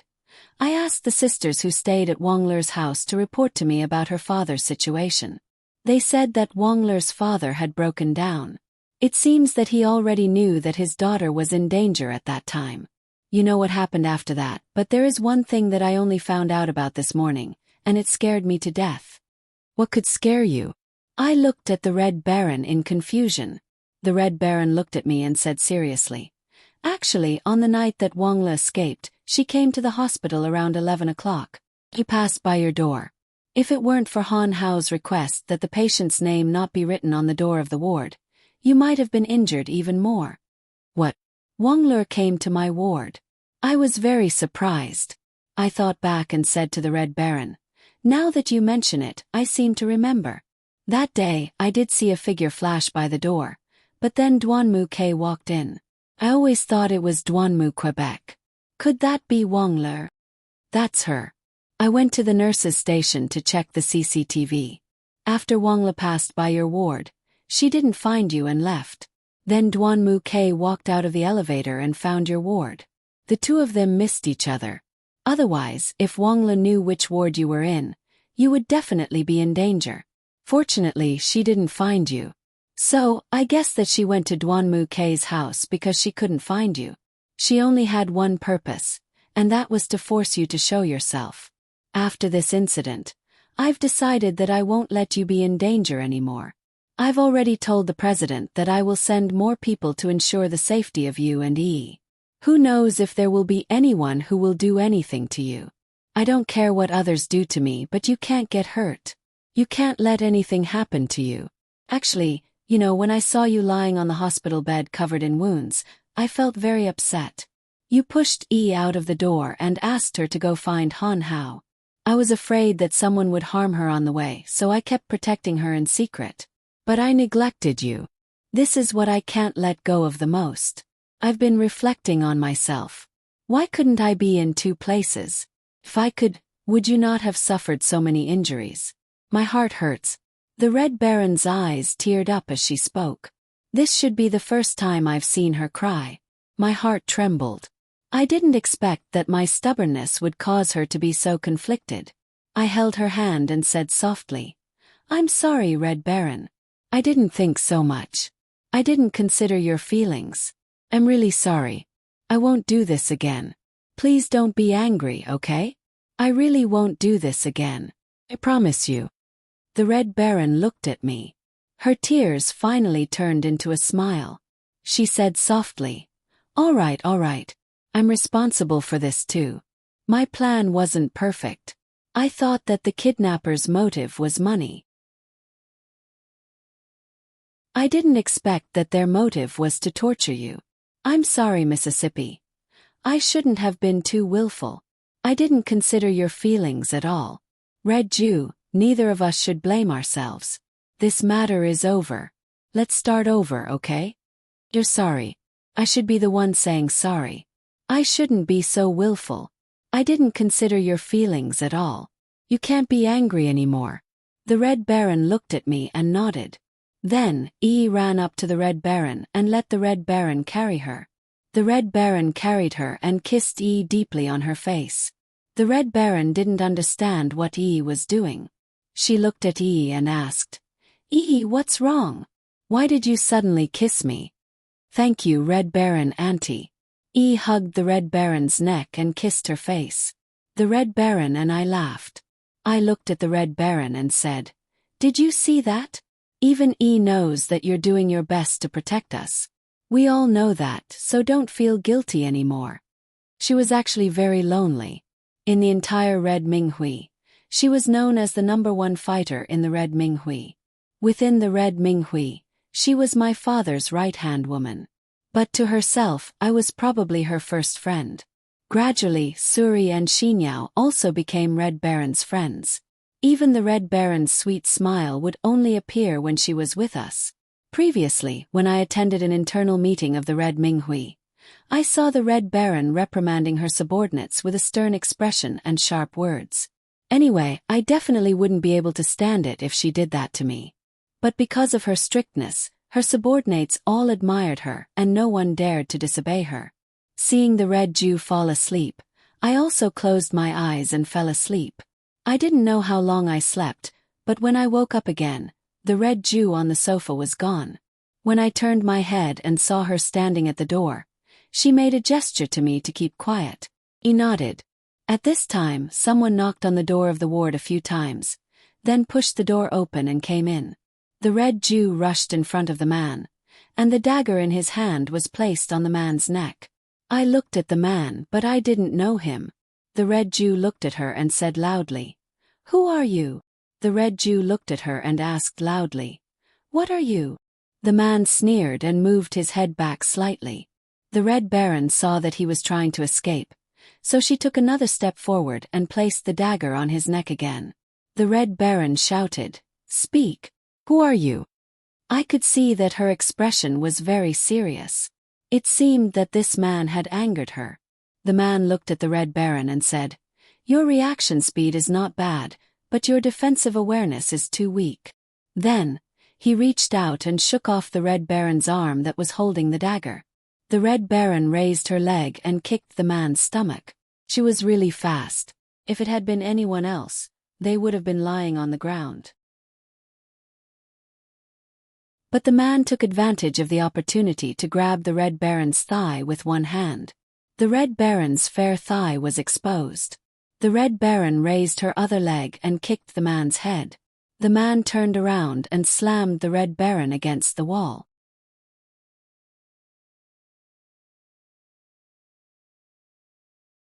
Chapter 253. The Red Baron was pressed against the wall and couldn't move. She glared at the man and roared, "Let me go! Who are you? Don't force me. Be careful or I won't be polite to you." The Red Baron's face was very red. Only now did I notice that because the two of them had wrestled so violently, the Red Baron's long white legs were completely exposed. Her most private part was about to be exposed, but both of the Red Baron's hands were bound by the man. Seeing that the situation wasn't right, I jumped off the bed and directly jumped behind the man. I pointed the dagger at his neck and said softly, "Let her go. You still can't beat two of us." The man sneered and said softly, "Really?" I suddenly felt something pressing against my waist. I looked down and saw that the man's other hand was holding a dagger against my waist. He was just pressing against me, but he didn't hurt me. I was suddenly worried. Could it be that Wangla had sent him? My nerves suddenly tensed up. At this moment someone walked in through the door. I looked out of the corner of my eye and saw that it was Han Hao. Han Hao looked at us and said softly, "What are you guys doing?" Han Hao looked at us with a puzzled expression. "Xiao Hao, this man's background is unknown. I don't know who he is." As soon as he came in, he started to wrestle with the Red Baron. "Xiao Hao, hurry up and stop him." I looked at Han Hao. He was the only one who could help at this time. Han Hao looked at us and laughed. He leaned against the door and said, "Han Hao, you've gone too far. You even dare to hold my wife hostage. This joke is a bit too much." Han Hao looked at the man and spoke as if they were very familiar with each other. The man put down the dagger against my waist and looked at the Red Baron. "I'll return your wife to you, but I won't let go of this woman." The man looked at the Red Baron with a strange expression. There was an indescribable feeling in his eyes. Han Hao walked to my side and whispered something in my ear. I was stunned at first. Then I looked at Han Hao and smiled. Han Hao helped me to the bed. I lay down on the bed while he sat next to me. The two of us looked at each other as if we were waiting to watch a good show. Han Hao had just introduced me to the man who was on top of the Red Baron. His name was Yang Shiza and he was Han Hao's friend. He used to be the world's champion in kickboxing and was now the chairman of a joint venture company. He was an ambitious young man and he was proficient in all kinds of close combat techniques. Hence, it was impossible for the Red Baron to defeat him. Unless there was a special circumstance, the Red Baron would never carry a hidden weapon. Hence, there was no way she could defeat Yang Shiza today. However, Han Hao had just told me something that surprised me.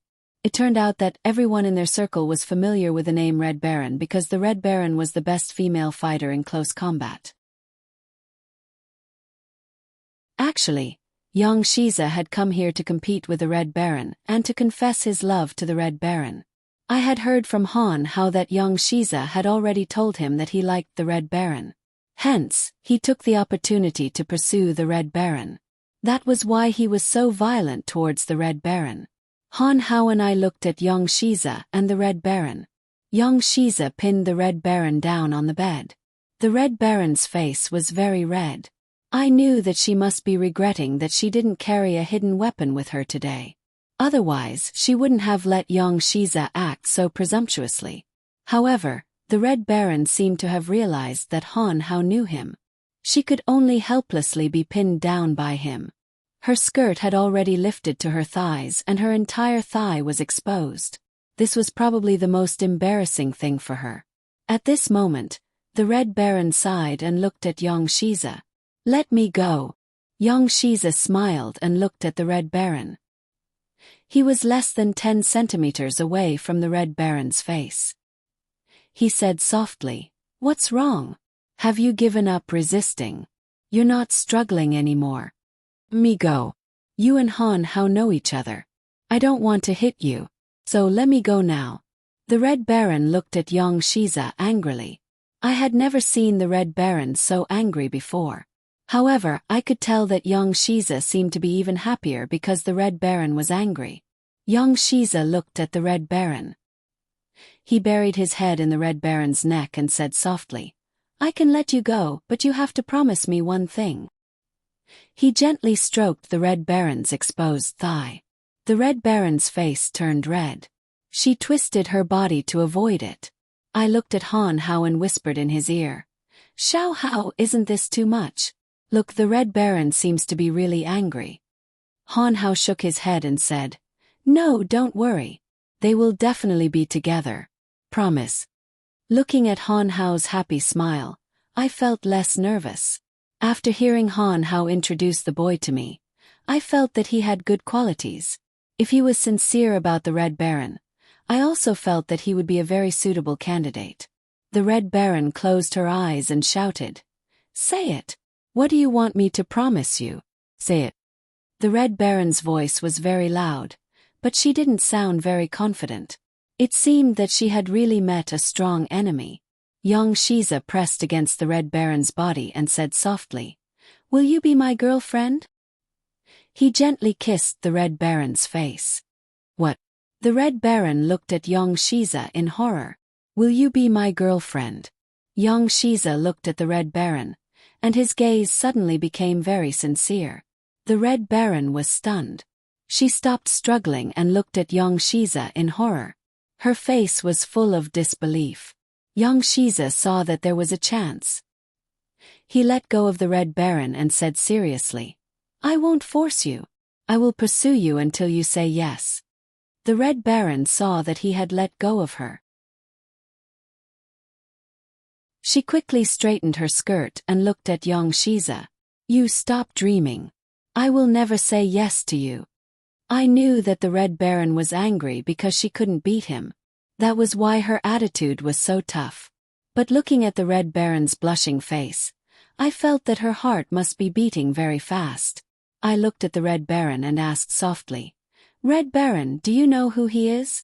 Red Baron glanced at him and said softly, "Yes, I didn't recognize him at first. It wasn't until Han Hao called him young Shiza that I recognized him.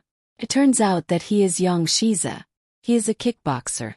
I don't think anyone can get close to him now. He is very strong. I have just experienced it." The Red Baron massaged her wrist.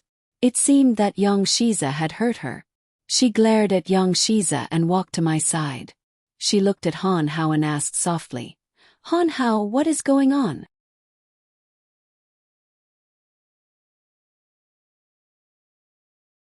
Chapter 254. Let me do the talking.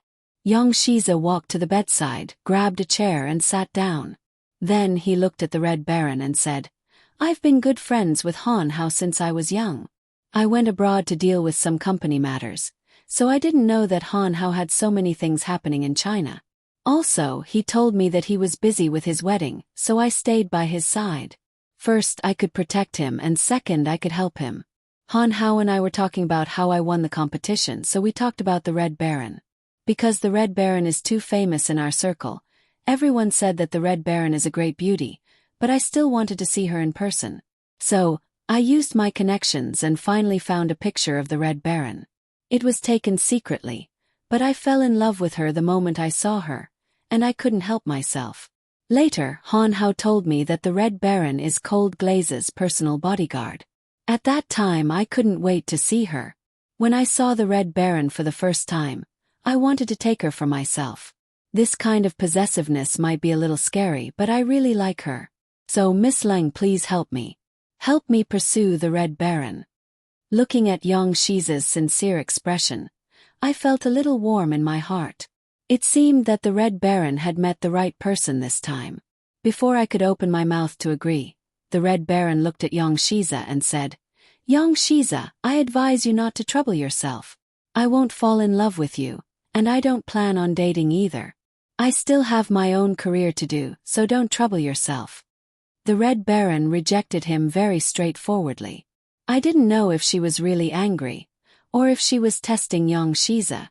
I could see that the Red Baron's mood wasn't stable, and young Shiza was indeed anxious. I smiled and looked at Han Hao and said, "Xiao Hao, take young Shiza to buy some food." I gave Han Hao a meaningful glance. Han Hao immediately understood what I meant. He stood up and patted young Shiza's shoulder. "Let's go. Come with me to sell some things. We'll be back soon." Young Shiza stood up in disappointment. He turned around to look at the Red Baron and followed Han Hao out of the ward reluctantly.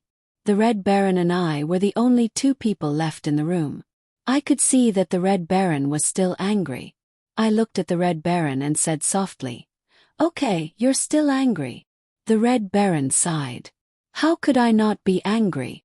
It's the first time I've met someone like him. If it weren't for the fact that I couldn't bring hidden weapons with me when I was on duty, he wouldn't have been able to beat me. He's too much. I let him take advantage of me. I'm so angry. Looking at Red Jew's angry face, I couldn't help but laugh out loud. I looked at Red Jew and said, "I don't think there's anything wrong with him. He just loves you too much and wants to pursue you. And I think your reaction to him is quite strong. This is the first time I've seen you blush. Seems that you have feelings for him. Red Jew, there are only two of us here. Tell me the truth, do you also like him?" Red Jew was stunned when she heard me say this. Her expression also became less angry. Red Jew sighed and whispered to me, "Actually, I have known him for a long time. He is the most famous in their circle, and there are a lot of girls who chase after him. The first time I saw him was at their party. At that time, I only went to develop the Red Tea Society's external fighter. At that time I was heavily armed, and no one recognized me, so I just quietly watched them play. I recognized young Shiza at a glance, but we didn't have much interaction. Later, because I received a call from the society, I left early and never saw him again. This is the second time we met, and he suddenly confessed to me. It would be strange if I could accept it." "So you're blaming him for not giving you time to prepare?" I heard the Red Baron's words. It seemed like she really did have feelings for young Shiza. I looked at the Red Baron and said, "Young Shiza is really not bad. I don't object to you testing him, but if he's really good to you, you should accept it. Don't miss it." The Red Baron was stunned. She thought for a while and said to me, "Miss, it's not that I don't want to fall in love. It's that I can't fall in love right now. Wongler's matter hasn't been resolved yet, and there are still many unknown dangers around you. How can I be at ease and pursue my own happiness? That's why I can't put you aside and only care about myself. Miss, please don't try to persuade me." A trace of disappointment flashed through the Red Baron's eyes. I reached out to hold the Red Baron's hand and said, "Red Baron, don't worry about this for now. Just give him a chance. What if he's really suitable for you? You should be happy together. I really want you to be happy. Don't just think about me for everything. You have to think about yourself too. I'll make the decision for you. Give him a chance. If he bullies you, Han Hao and I won't let him off, okay?" The Red Baron bit her lip. She looked really charming. She thought for a while and finally sighed helplessly and nodded. At this moment, Han Hao and young Shiza walked in. Han Hao sat next to me. I smiled and gave Han Hao a look. Han Hao immediately understood and smiled at me. At this moment, the Red Baron looked at young Shiza and said, "Young Shiza, here. I'm here. What orders does my dear Red Baron have?" Young Shiza jumped in front of the Red Baron and looked at her with a smile. The Red Baron sighed helplessly and said, "Young Shiza, I will consider what you said just now. I have a lot of things to deal with right now, so I'm only giving you a chance. However, I won't necessarily agree to it. In my eyes, only Milady is the most important. I hope you understand." "Really? That's great. You finally agreed to it. That's great." Young Shiza looked like a happy child. It was very cute. He reached out and hugged the Red Baron's waist. He looked at her and said softly, "That's enough. As long as you don't reject me, it's fine." The Kurosawa reached into his pocket and took out a box. He handed the box to the Red Baron and said softly, "I know you don't like jewelry, but you like to collect a lot of strange things. This is a stone that I specially found for you. It's a natural blue pebble. Although it's just a stone, it's very rare. I prepared it for a long time. Hope you like it." Young Shiza let go of the Red Baron and opened the box. It was a very delicate oval blue pebble.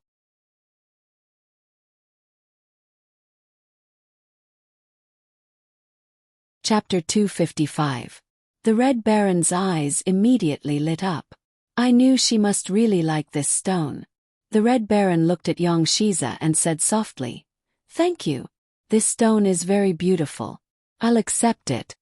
Yang Shiza looked at the Red Baron accepting his gift and suddenly became very happy. Then he said, "Han Hao and I didn't buy anything just now. Let's go out and buy something to eat." Then he pulled the Red Baron's hand and left. Only Han Hao and I were left in the room. Watching the two of them leave, I couldn't help but sigh. Han Hao looked at me and reached out to pat my head. "Idiot, did those two disturb you? I'll teach Caesar a lesson for you later. He's just like that. He'll slowly get used to it." "Not really. I think Caesar is pretty good. He'll definitely treat the Red Baron well." After interacting with the Red Baron for so long, you should be able to tell that the Red Baron is a girl with a hard mouth but a soft heart. Right now, I really hope that she can meet the right man for her. Yang Shiza is pretty good. Possible, let's try to set them up. Han Hao pursed his lips and looked at me. "You still have time to think about other people.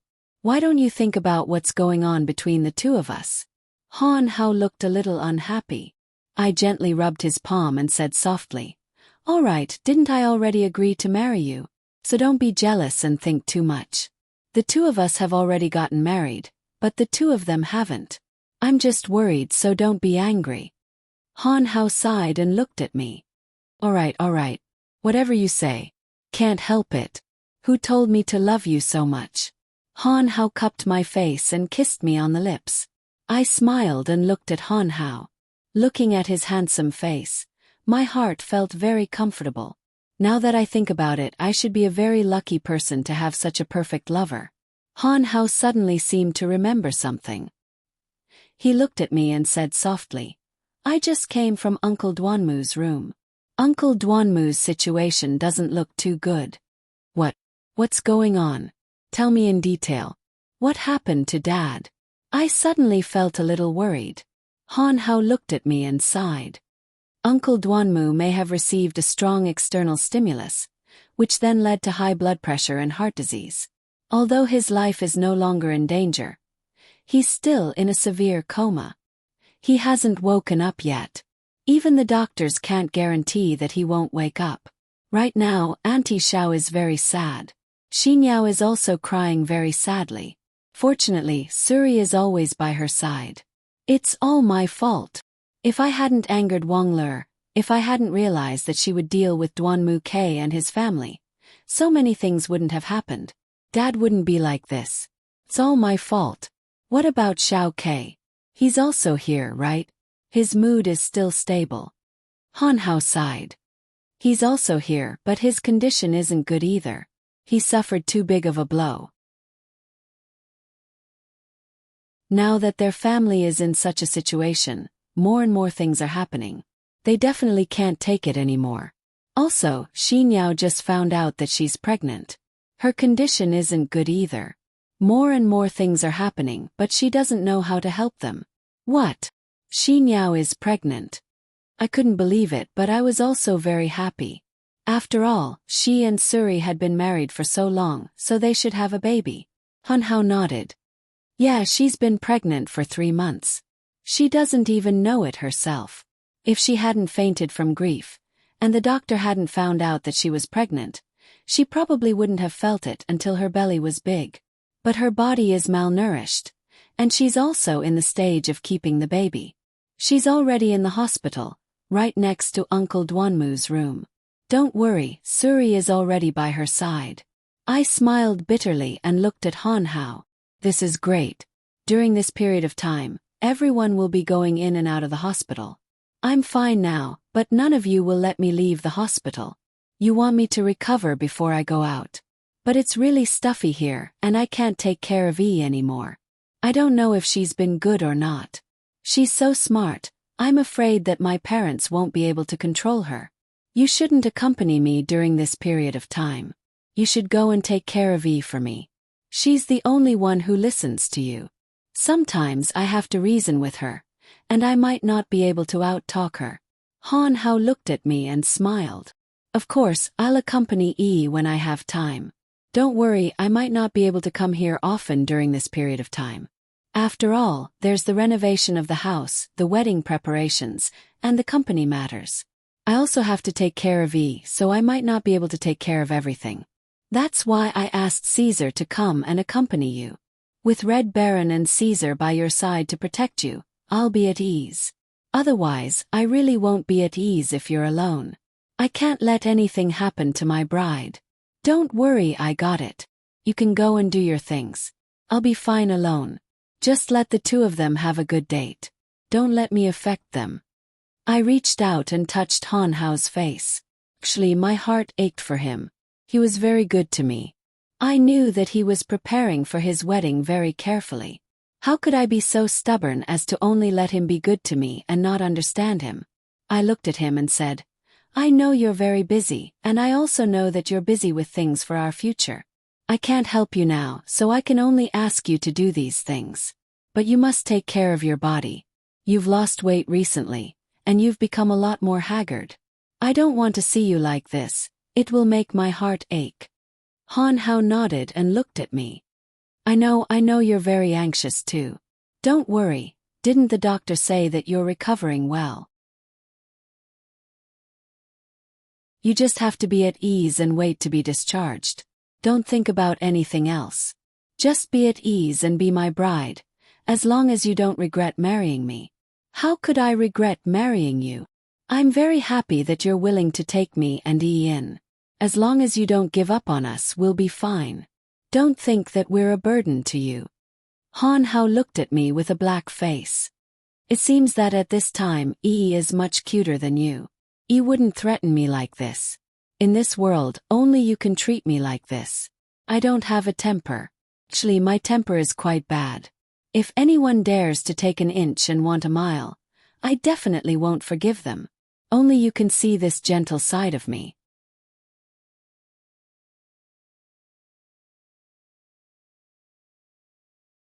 Chapter 256. I spent a few more days in the hospital. The doctor would come to check on me on time every day. He said that I was recovering well and could be discharged in a few days. Han Hao was busy with his wedding and his work, so he rarely came to visit me. On the other hand, as long as the Red Baron was here, he would definitely appear. He would stay as long as the Red Baron was here. Also, we never had to worry about food. He would prepare everything properly. Over the past few days, other than my parents who brought Yi to visit me a few times, Xiao Fengya came to visit me twice. Every time she saw me, she would look very guilty. Actually, I should be the one who was sorry, but she insisted that they were the ones who had wronged me. Duanmu K didn't appear for the past few days. I didn't know what he was busy with. I guessed that there was no one to manage the Kurosawa, so he went back to take charge. Ever since I found out that Xinyao was pregnant, I was very nervous. I went to her ward to visit her, but she wasn't in a good state of mind. She was fine when she was sleeping, but she would get emotional and cry easily when she woke up. I heard from Suri that her body was weak to begin with, and on top of that, she had suffered a huge blow. She could only stay in bed to protect the baby. If she were to be agitated again, she might not even be able to keep the baby. I once asked Suri who he would choose if he had to choose between Xinyao and the baby. At the time, Suri told me without hesitation that he would choose Xinyao because in his eyes, Xinyao was more important than the baby. At the time I felt very comforted. We could have more children, but we could only love one person. I asked the Red Baron to buy a batch of imported maternity products for Xinyao to ensure her health. I hoped that her condition would improve. I also asked the Red Baron to buy some health products and send them to Duanmu Tachio's ward. Xiao Fengya had come to visit me twice, and I felt that she had become more haggard and thinner. I was worried that she wouldn't be able to take the pressure and collapse, so I asked the Red Baron to arrange for a few close friends to guard outside their ward. If there was any news, they would inform me immediately. The days passed like that. Han Hao was very busy every day. He could only contact me when he wasn't busy. Sometimes before he left in the morning, he would come to my ward to take a look at me before leaving. Sometimes when it was very late at night and the visiting hours had passed, he would sneak into the ward to see me. If he was really tired, he would sleep on the sofa next to me. My heart ached when I saw him sleeping soundly. He must have not had a good rest for a long time. I just lay on the bed and watched him. Just like that, I could watch him for the entire night. Perhaps this was companionship. Although we didn't talk much, it was very warm. The next day, when I couldn't take it anymore and fell asleep, I didn't know when Hanhao had left. That was how the two of us were. Although we had only known each other for a short time, we understood that our hearts were tied to each other. That was enough for me. On this day, I sat by the window of the ward and read as usual.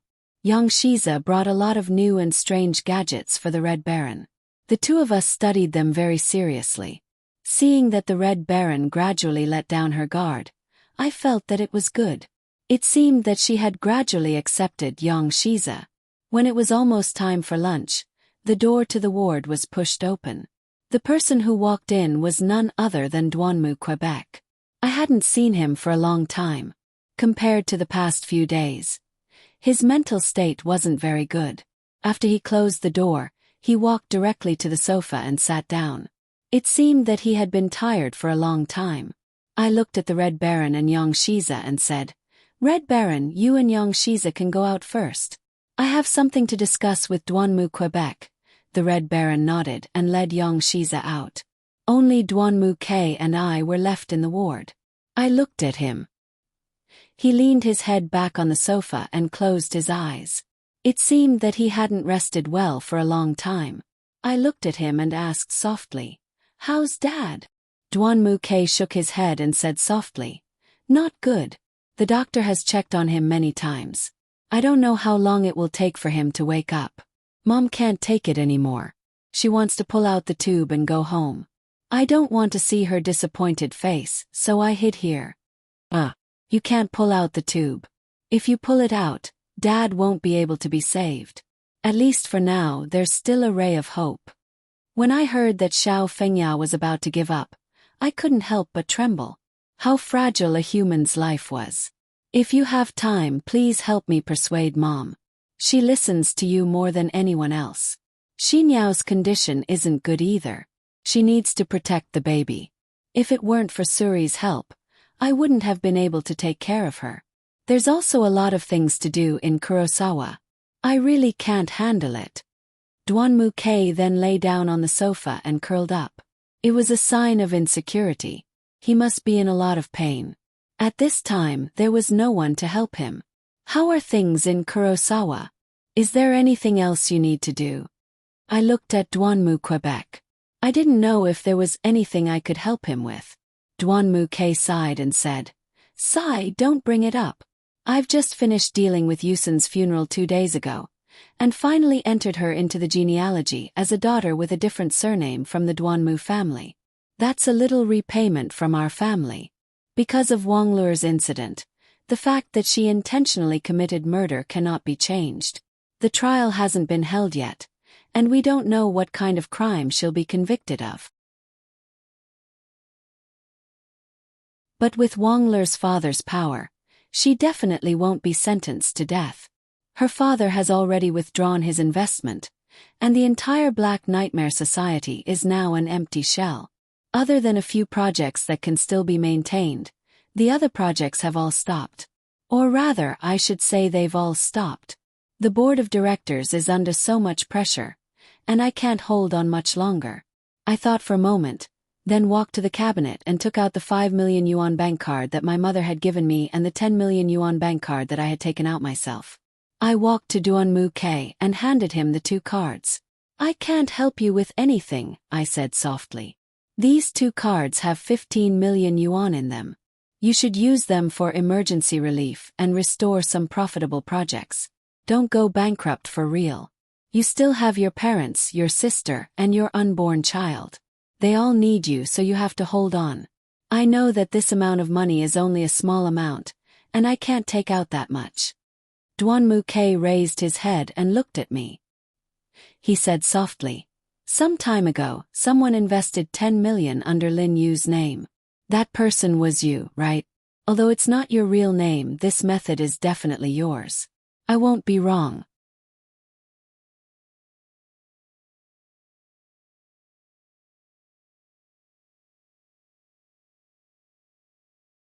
3 projects had already resumed operations, temporarily solving some problems.